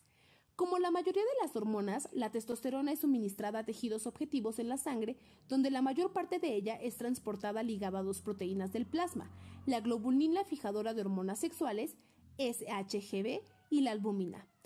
La globulina fijadora de hormonas sexuales liga una molécula de testosterona con alta afinidad, en tanto que la albúmina liga varias moléculas con baja afinidad. En función de estos equilibrios, se define la testosterona libre o fracción total como la totalidad de lo no unido y la testosterona biodisponible como la total menos la unida a la globulina fijadora de hormonas sexuales. Síndrome de insensibilidad androgénica, síndrome de testículo feminizante, deficiencia del receptor de andrógenos, deficiencia AR. Deficiencia del receptor de dihidrotestosterona. Cuadro clínico. El síndrome de insensibilidad androgénica es un trastorno recesivo ligado al cromosoma X, en el cual los pacientes tienen cariotipo normal, 46XY, deficiencia del receptor citoplasmático de andrógenos, genitales femeninos externos, desarrollo mamario, vagina ciega, ausencia de cuerpo uterino incluyendo anexos y la presencia de testículos en canal inguinal o en abdomen. La forma incompleta constituye el síndrome de Reffeinstein, que presenta hipospadia, micropene y ginecomastia. Adachi Cole en 2000 sugirió otra forma de insensibilidad a los andrógenos causada por la pérdida del coactivador específico AF1, crucial para el funcionamiento del receptor de andrógenos. El término de testículo feminizante tiende a quedar en desuso y se prefiere el de insensibilidad a los andrógenos por ser más satisfactorio y menos estigmatizante para los pacientes y la familia. La frecuencia del síndrome de insensibilidad androgénica se estima de 1 en 65,000 individuos con cariotipo 46XY. Características clínicas. El fenotipo de los pacientes con síndrome de insensibilidad androgénica es femenino, con escaso vello púbico y axilar. El cromosoma Y les confiere mayor talla que las mujeres con cariotipo 46XX normal. La asignación de sexo genital es femenina al nacimiento y su identidad de género y rol social será de mujer a pesar de su cariotipo 46XY. Debido a su figura esbelta, las pacientes suelen desempeñar labores de modelos, edecanes, azafatas y en el deporte destacan por sus características físico-atléticas. Los testículos tienen un desarrollo normal, sin embargo, están localizados en abdomen o hernia inguinal que pueden ser un motivo de consulta. Los testículos deberán ser removidos para prevenir la malignización de las gónadas. Podría decirte que el síndrome de insensibilidad androgénica es una forma de transexualismo genético.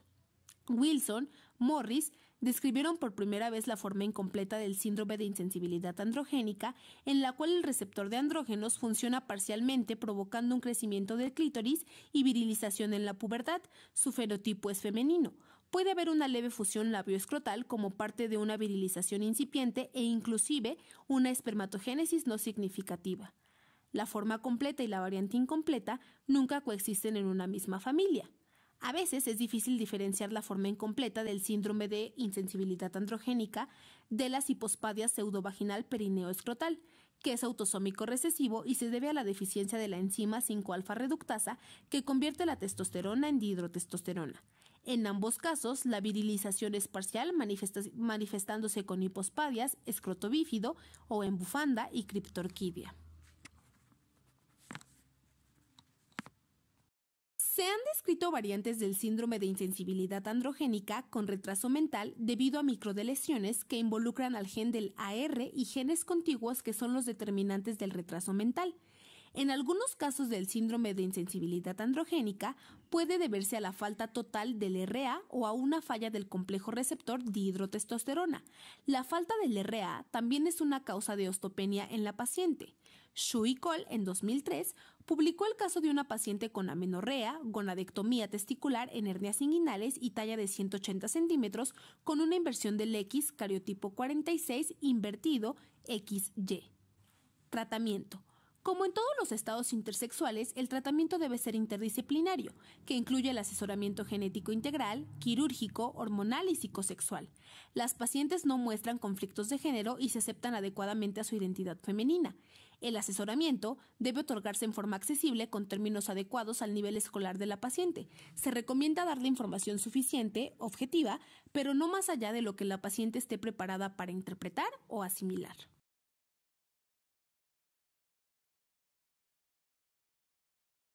Hipospadia pseudovaginal perineoescrotal. Pseudohermafroditismo masculino debido a deficiencia de 5-alfa reductasa. Pseudohermafroditismo masculino incompleto familiar tipo 2. 2P23.1 pseudovaginal perineoescrotal. Descripción. La hipospadia perineoescrotal pseudovaginal es una forma de pseudohermafroditismo masculino en que los varones 46XY presentan genitales externos ambiguos al nacimiento, incluyendo hipospadias perineal, pseudovaginal perineal y masculinización en la pubertad.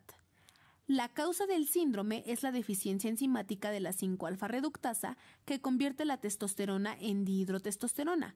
La ausencia de dihidrotestosterona impide la virilización completa de los genitales externos.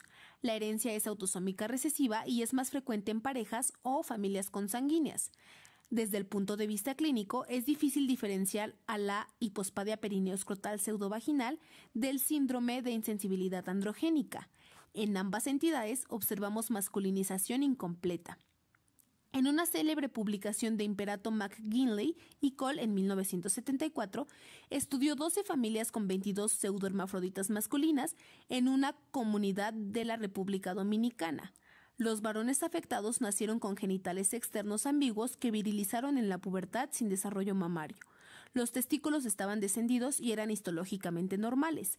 No había estructuras müllerianas y los conductos wolffianos estaban íntegramente diferenciados. El falo era pequeño, escroto bífido, seno urogenital persistente y pseudovagina con hipospadia perineal. En la pubertad, el hábitus era masculino con excelente desarrollo muscular, la voz se engrosó y el falo tuvo crecimiento. La producción de semen fue viscoso por falta de desarrollo de la próstata y vesículas seminales. El vello facial era escaso. La testosterona plasmática fue normal y la dihidrotestosterona plasmática baja. Solo una pequeña cantidad de testosterona se convirtió en dihidrotestosterona. Tratamiento. Price y Cole, en 1984, presentó evidencia de que altas dosis de testosterona pueden mejorar la masculinización, mejorar la autoimagen y el desempeño sexual en aquellos pacientes con identidad masculina y deficiencia de 5-alfa reductasa, así como a los pacientes con síndrome de Reinfeldstein que tienen suficientes cantidades de receptores para andrógenos. En el proceso de asesoramiento es importante mencionar a los pacientes que la fertilidad está impedida debido a la deficiencia de dihidrotestosterona, hormona necesaria para la maduración de la próstata y vesículas seminales, por lo que su inmadurez producirá semen deficiente en calidad y cantidad. Sin embargo, existe ya la experiencia de la inseminación intrauterina con éxito, dando como resultado 3 varones heterocigotos para la mutación del papá C por T en el exón 5 del gen SRD5A2.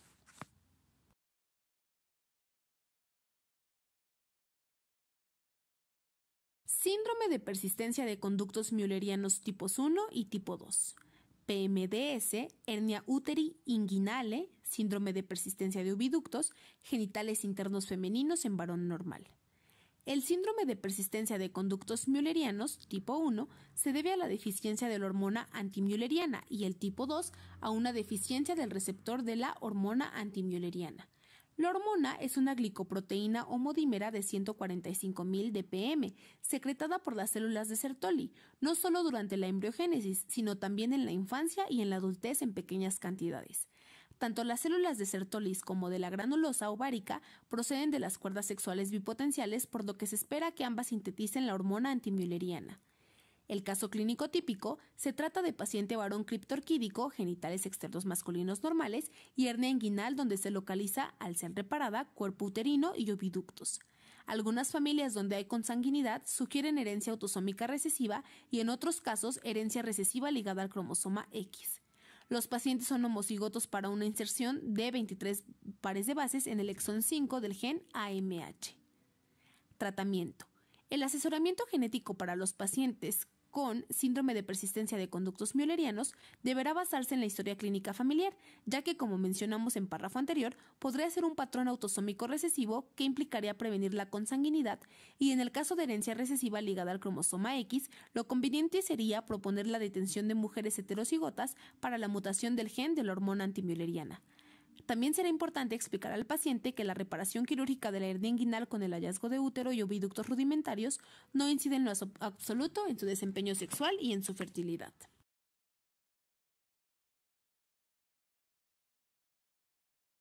Capítulo 5. Anomalías poligénicas.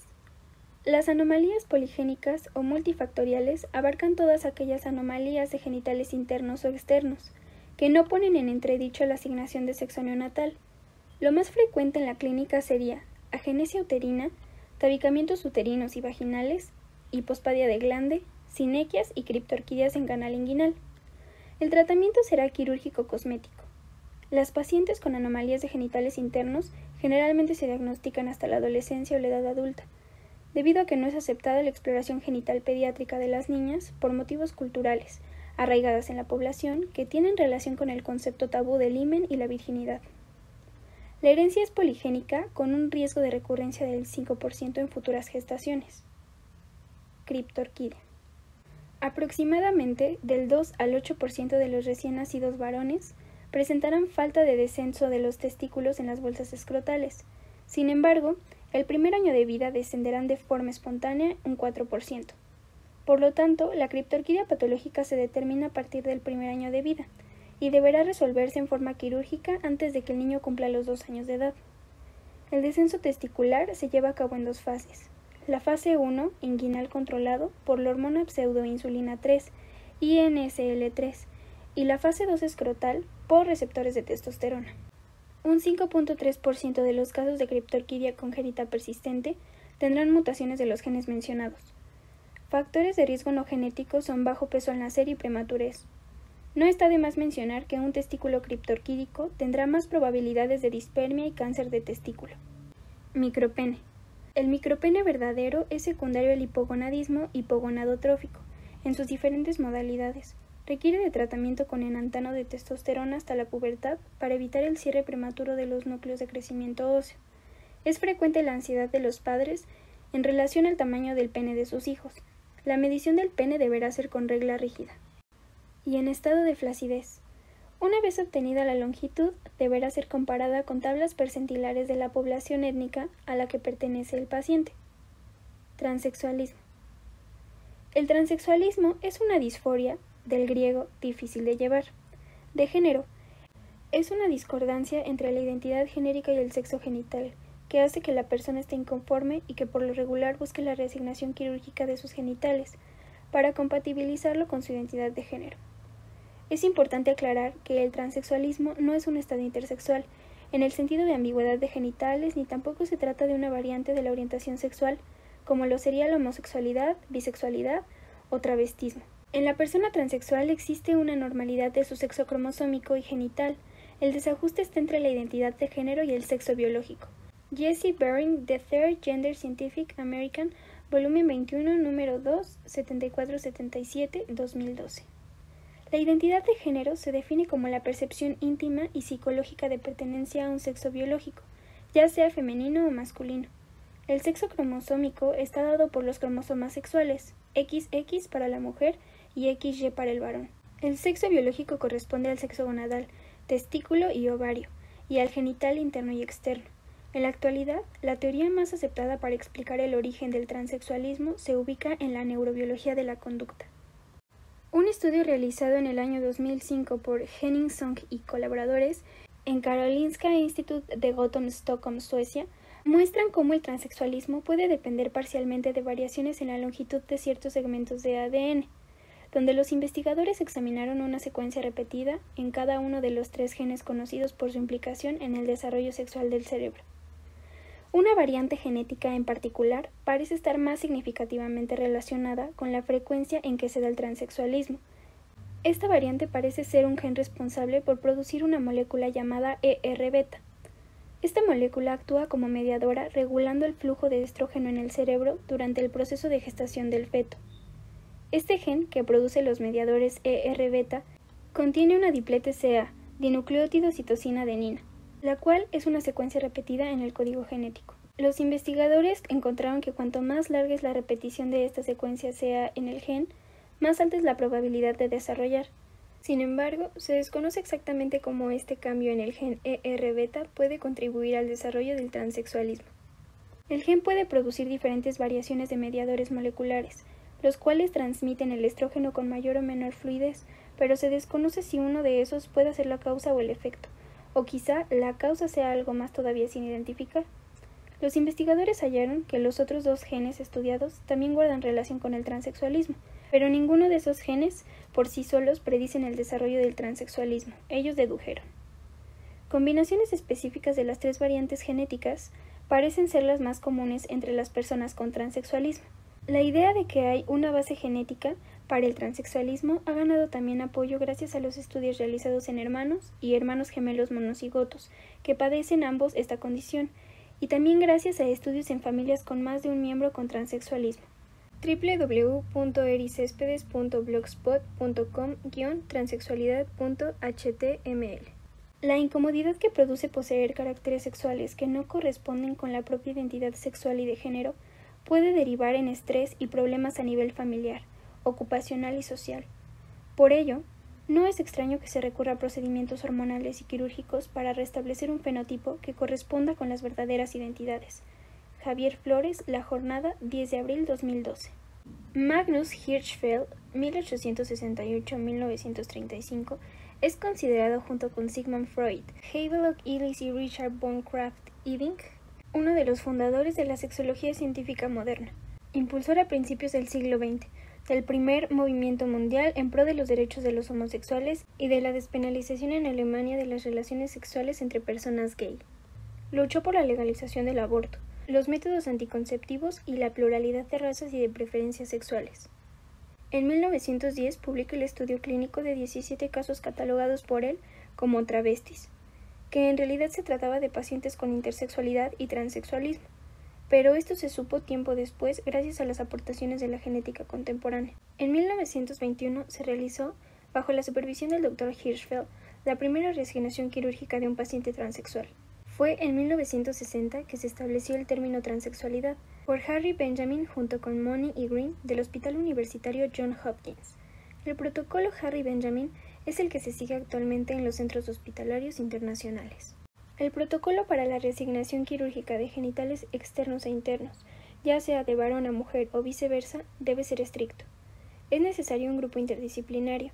El psiquiatra descarta estados psicóticos, el genetista trastornos cromosómicos y monogénicos.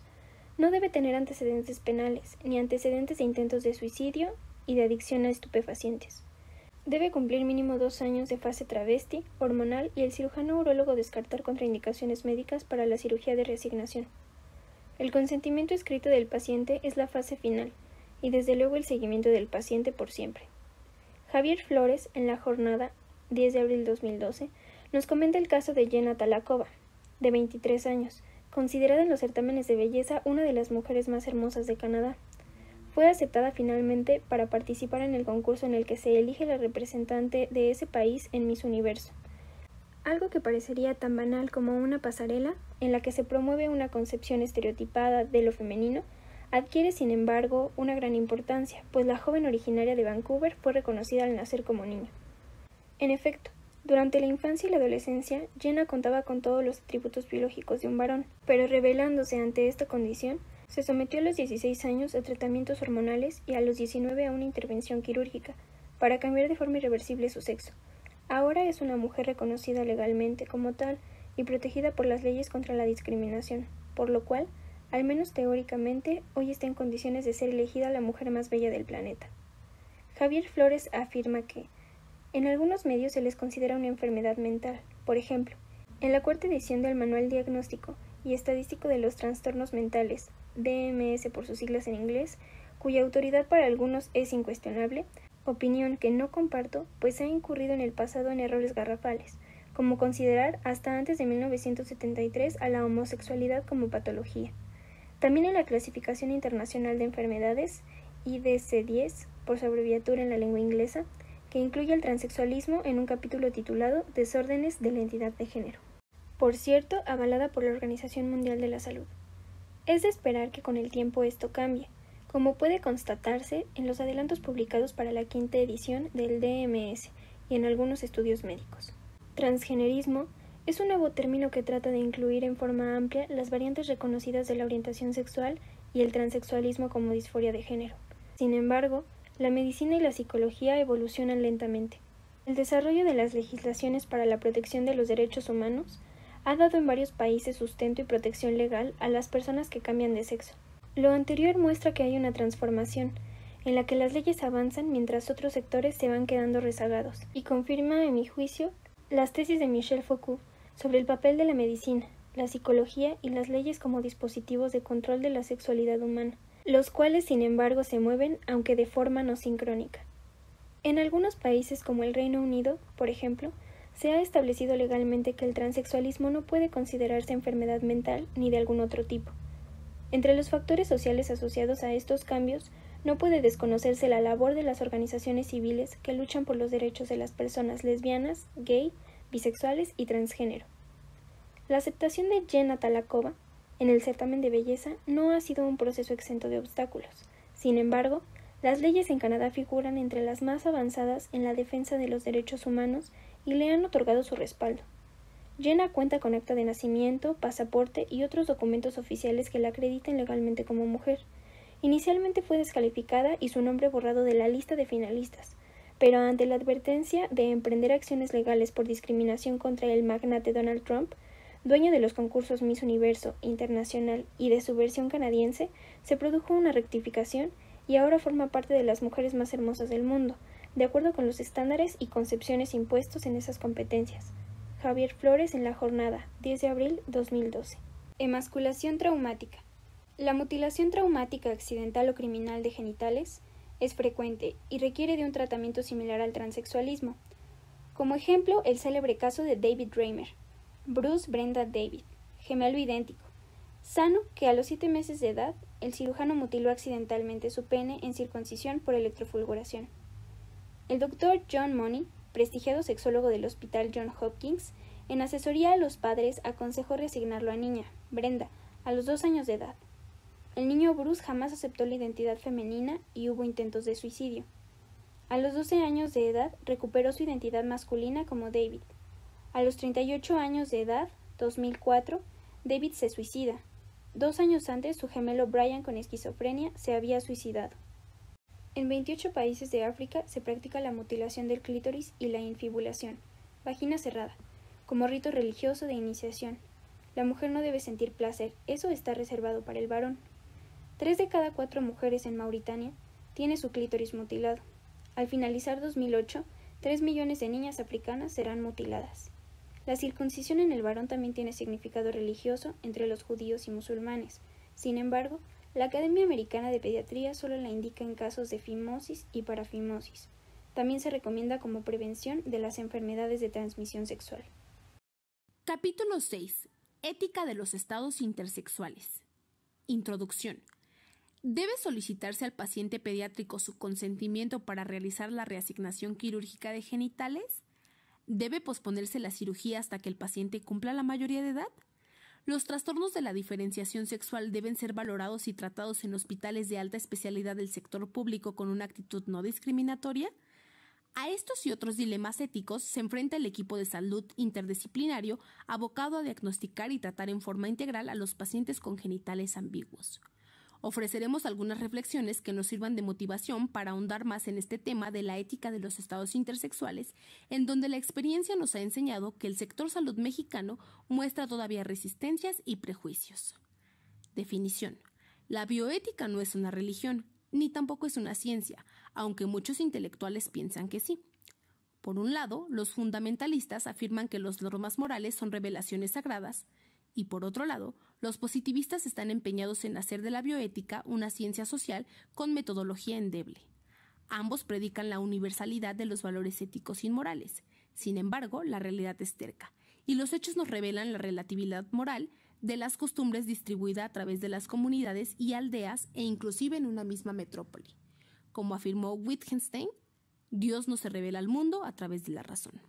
Ruy Pérez Tamayo distingue la ética médica laica de la ética trascendental o religiosa y de la bioética.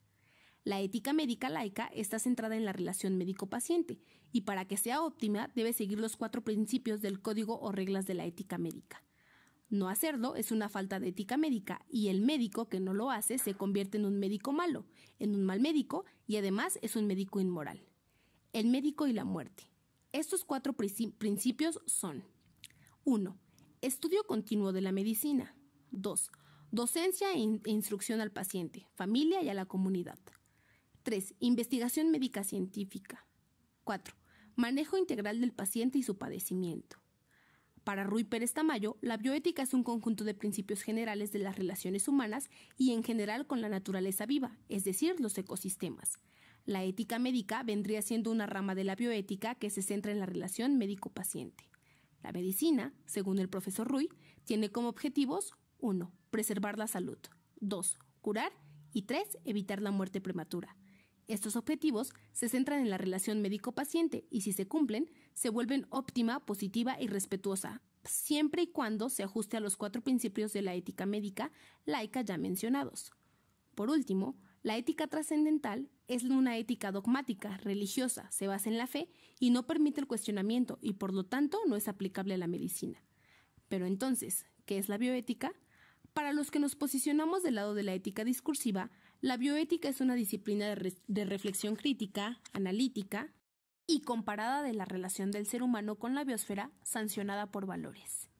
En la biosfera incluimos a todos los seres vivos del planeta, plantas, virus, bacterias, seres que compartimos un mismo lenguaje, código genético, y un mismo proceso de selección natural y cultural. Así pues, la bioética también es un puente entre la salud del ser humano y la salud del planeta, de acuerdo con su fundador, B.R. Potter, oncólogo norteamericano. Estaríamos de acuerdo con el profesor Pérez Tamayo, la ética médica laica sería una rama de la bioética.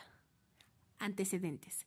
Después de la Segunda Guerra Mundial, con el Código de Nuremberg, el juramento de Hipócrates fue enriquecido con los principios de autonomía, equidad y justicia. Del principio de autonomía se derivó la Carta del Consentimiento Informado. El Código de Nuremberg fue publicado el 20 de agosto de 1947 tras la celebración de los juicios de Nuremberg, entre agosto de 1945 y octubre de 1946. En él se recogen principios orientativos de la experimentación médica en seres humanos, porque durante el juicio varios de los acusados argumentaron que los experimentos diferían poco de los llevados a cabo antes de la guerra, pues no existían leyes que categorizaran de legales o ilegales los experimentos. La conclusión fue que todo procedimiento diagnóstico y terapéutico, fuera o no con fines de investigación clínica, debe estar sustentado en el consentimiento informado del paciente. La bioética es una disciplina relativamente nueva y el origen del término corresponde al pastor protestante, teólogo, filósofo y educador alemán Fritz Jarr, quien en 1927 usó el término bioethic en un artículo sobre la relación ética del ser humano con las plantas y los animales. Más adelante, en 1970, el bioquímico norteamericano dedicado a la oncología, Van Rensselaer Potter, utilizó el término bioethics en un artículo sobre la ciencia de la supervivencia y posteriormente, en 1971, en su libro Bioética, un puente hacia el futuro. Principialismo. En 1979, los bioeticistas Bechamp y Childress definieron los 6 principios de la bioética: autonomía, no maleficencia, beneficencia, veracidad, confidencialidad y justicia. En un primer momento, definieron que estos principios son prima facie, esto es, que se aplican siempre y cuando no haya contradicciones entre ellos, en cuyo caso habrá que dar prioridad a uno u otro dependiendo del caso. Sin embargo, en 2003, Bechamp considera que los principios deben ser especificados para aplicarlos a los análisis de los casos concretos, o sea, deben ser discutidos y determinados por el caso concreto a nivel casuístico. Los 6 principios definidos por Bechamp y Childress son: principio de la autonomía. La autonomía expresa la capacidad para darse normas o reglas a uno mismo, sin influencia de presiones externas, ya sea del Estado o de las instituciones religiosas. El principio de autonomía tiene un carácter imperativo y debe respetarse como norma, excepto cuando se dan situaciones en las que las personas puedan no ser autónomas o presenten una autonomía disminuida, personas en estado vegetativo o con daño cerebral, etc., en cuyo caso será necesario justificar por qué no existe autonomía o por qué ésta se encuentra disminuida. En el ámbito médico, el consentimiento informado es la máxima expresión de este principio de autonomía, constituyendo un derecho del paciente y un deber del médico, pues las preferencias y los valores del enfermo son primordiales desde el punto de vista ético y suponen que el objetivo del médico es respetar esta autonomía porque se trata de la salud del paciente. Principio de beneficencia. Obligación de actuar en beneficio de otros, promoviendo sus legítimos intereses y suprimiendo prejuicios. En medicina, promueve el mejor interés del paciente, pero sin tener en cuenta la opinión de éste. Supone que el médico posee una formación y conocimientos de los que el paciente carece, por lo que aquel sabe y, por tanto, decide lo más conveniente para éste. Es decir, todo para el paciente, pero sin contar con él. Un primer obstáculo al analizar este principio es que se desestima la opinión del paciente, primer involucrado y afectado por la situación, prescindiendo de su opinión debido a su falta de conocimientos médicos. Sin embargo, las preferencias individuales de médicos y de pacientes pueden discrepar respecto a qué es perjuicio y qué es beneficio. Por ello, es difícil defender la primacía de este principio, pues si se toman decisiones médicas desde este, se dejan de lado otros principios válidos como la autonomía o la justicia. Los principios de beneficencia, no maleficencia y confidencialidad tienen su origen en el juramento hipocrático hace 25 siglos. Principio de no maleficencia. Abstenerse intencionadamente de realizar acciones que puedan causar daño o perjudicar a otros. Es un imperativo ético válido para todos, no solo en el ámbito biomédico, sino en todos los sectores de la vida humana. En medicina, sin embargo, este principio debe encontrar una interpretación adecuada, pues a veces las actuaciones médicas dañan para obtener un bien. Entonces, de lo que se trata es de no perjudicar innecesariamente a otros. El análisis de este principio va de la mano con el de beneficencia, para que prevalezca el beneficio sobre el perjuicio. Las implicaciones médicas del principio de no maleficencia son varias: tener una formación teórica y práctica rigurosa y actualizada permanentemente para dedicarse al ejercicio profesional, investigar sobre tratamientos, procedimientos o terapias nuevas para mejorar los ya existentes con el objeto de que sean menos dolorosos y lesivos para los pacientes, avanzar en el tratamiento del dolor, evitar la medicina defensiva y con ello la multiplicación de procedimientos y o tratamientos innecesarios. Principio de confidencialidad. Este principio fue propuesto por Hipócrates hace 2500 años en su célebre juramento. Juro por Apolo, médico, por Esculapio, Higías y Panacea, y pongo por testigos a todos los dioses y diosas que he de observar en el siguiente juramento, que me obligo a cumplir en cuanto ofrezco, poniendo en tal empeño todas mis fuerzas y mi inteligencia. Tributaré a mi maestro de medicina el mismo respeto que los autores de mis días.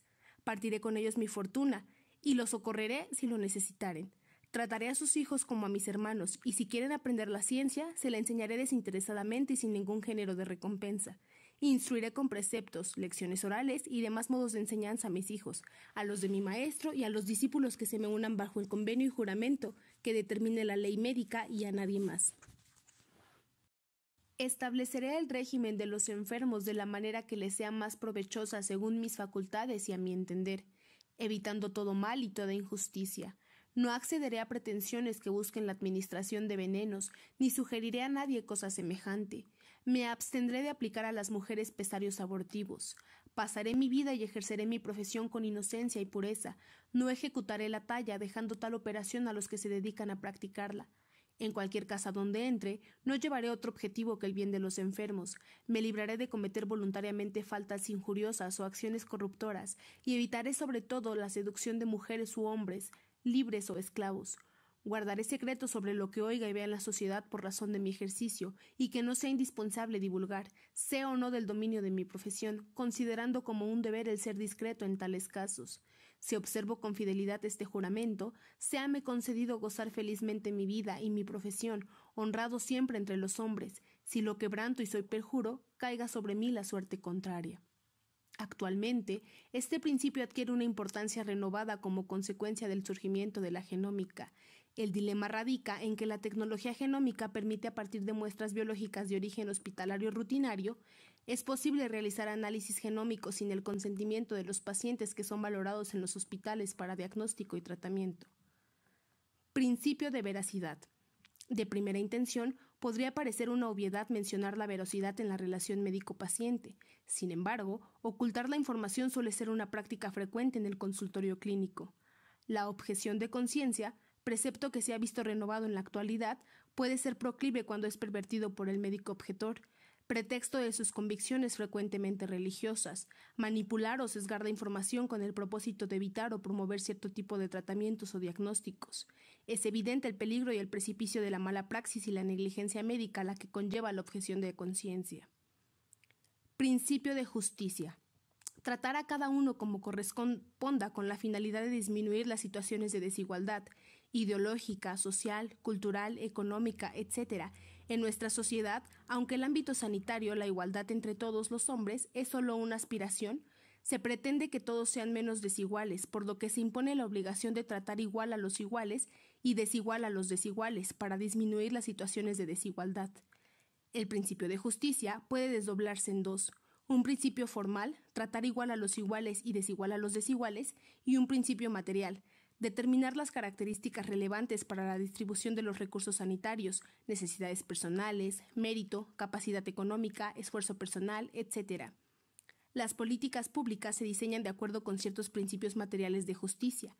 En España, por ejemplo, la asistencia sanitaria es teóricamente de justicia, universal y gratuita, y está, por tanto, basada en el principio del Estado benefactor. En cambio, en Estados Unidos, la mayor parte de la asistencia sanitaria de la población está basada en los seguros individuales contratados con compañías privadas de asistencia médica, lo cual hace que la medicina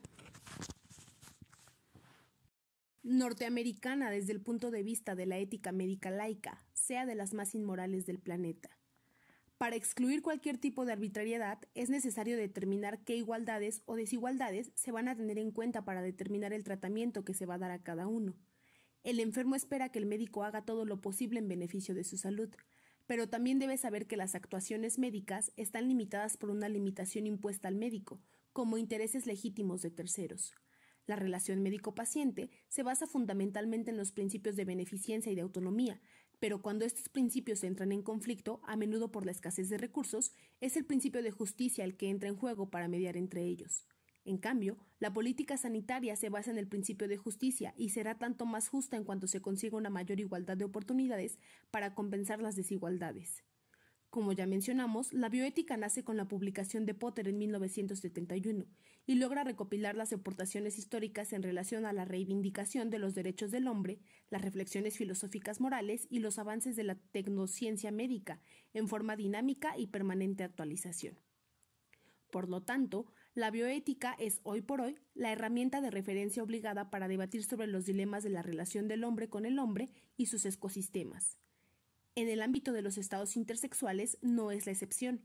Los dilemas de la intersexualidad tienen que ver con la reasignación fenotípica genital, la psicodinámica de la identidad de género, la discriminación, la intolerancia, la aceptación social de las personas transexuales y de las variantes con respecto a la orientación y preferencias sexuales. El dilema de la reasignación quirúrgica genital. ¿Debe solicitarse al paciente pediátrico su consentimiento para realizar la reasignación quirúrgica de genitales?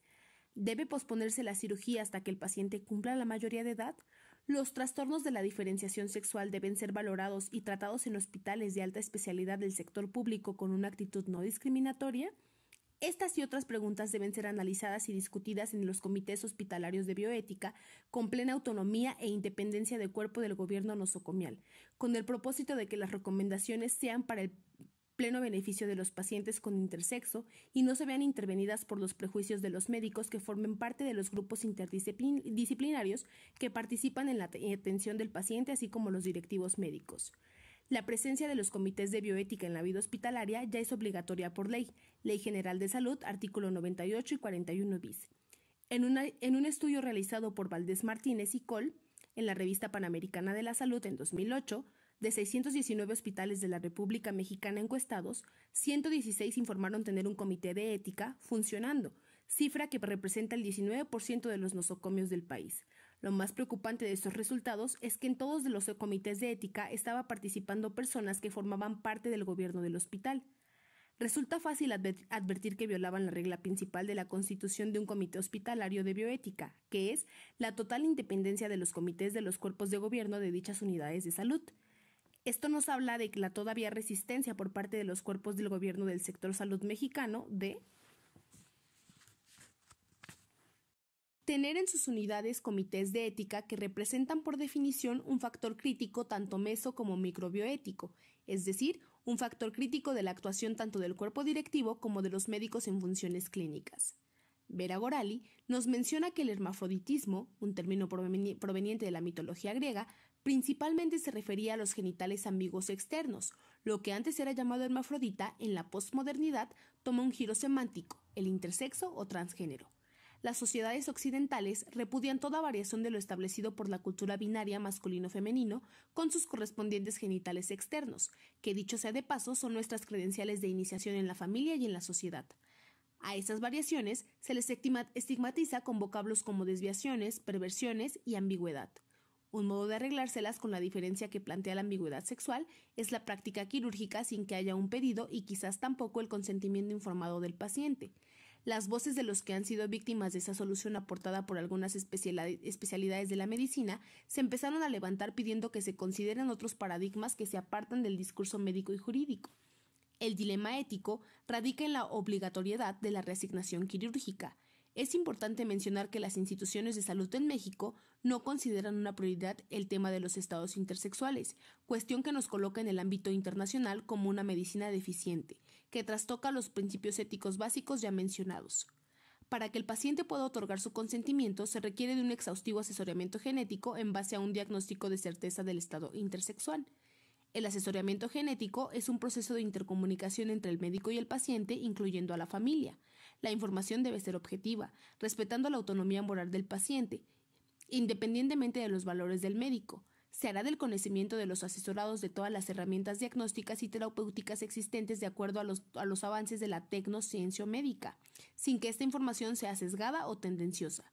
No está de más insistir en que el diagnóstico y el tratamiento de este conjunto de padecimientos debe ser interdisciplinario para prevenir iatrogenias y sobre todo el respeto irrestricto al consentimiento informado de la familia o del paciente. Cuando es mayor de edad, como es el caso del transexualismo por disforia neuroquímica de género, en donde el paciente solicita reasignación quirúrgica de genitales a varón o mujer según sea el caso. En el inicio del estudio clínico, el trato del paciente debe ser con un término neutro, como es el de criatura, para no disponer a los padres, hacia alguno de los dos sexos. La explicación de los mecanismos hereditarios deben ser con términos accesibles y objetivos, pero sin dañar la estabilidad emocional de la familia y del paciente. En los síndromes intersexuales, los riesgos de recurrencia dependerán de los mecanismos genéticos mutacionales. Participan, como ya mencionamos, herencia cromosoma monogénica, multifactorial y mecanismos atípicos. ¿Genoma es destino? De cierta manera sí, pero el azar también participa de forma importante. La fecundación es una lotería y el mecanismo hereditario es probabilístico. 3 millones de nucleótidos nos dan nuestra identidad genética irrepetible, que representa el 0.1% del genoma. El concepto de raza se ha derrumbado. Los humanos compartimos el 99.9% del genoma. El determinismo del genoma humano se aplica en los extremos de la vida. Estamos programados para el apareamiento y la muerte. Entre estos dos extremos hay un espectro de grados de libertad y de autodeterminación. Podemos usar el libre albedrío y decidir si deseamos la procreación natural o la fecundación in vitro. Podemos dar nuestro consentimiento para detección de genes del cáncer o de enfermedades neurodegenerativas en la etapa preclínica. Podemos aceptar en forma voluntaria el diagnóstico preimplantación o el aborto eugenésico. Podemos estar de acuerdo y aceptar libremente la ortotanasia o decidir por el suicidio. Esto significa que el determinismo no es absoluto. Si bien somos el producto de un determinismo evolutivo implacable y de hecho las 7.000 millones de hormigas humanas vivimos en una fantasía esquizofrénica tragicómica, atrapados en nuestros mitos, en un callejón sin salida. Aún así, estamos provistos de una neuroquímica que nos permite el optimismo, el goce y el placer de la vida y la muerte. En un futuro muy próximo, se enfrentarán a los dilemas derivados de la medicina genómica, como son privacidad y confidencialidad respecto al consentimiento informado y autonomía del paciente, ante la posibilidad de los estudios genómicos que les sean propuestos en la valoración médica hospitalaria. El poder predictivo de la genómica detonará en forma obligada el retorno de la eugenesia y con ello seremos vulnerables a la discriminación laboral y racial. La respuesta será una nueva eugenesia respetuosa de la dignidad y autonomía de las personas, una eugenesia humanista.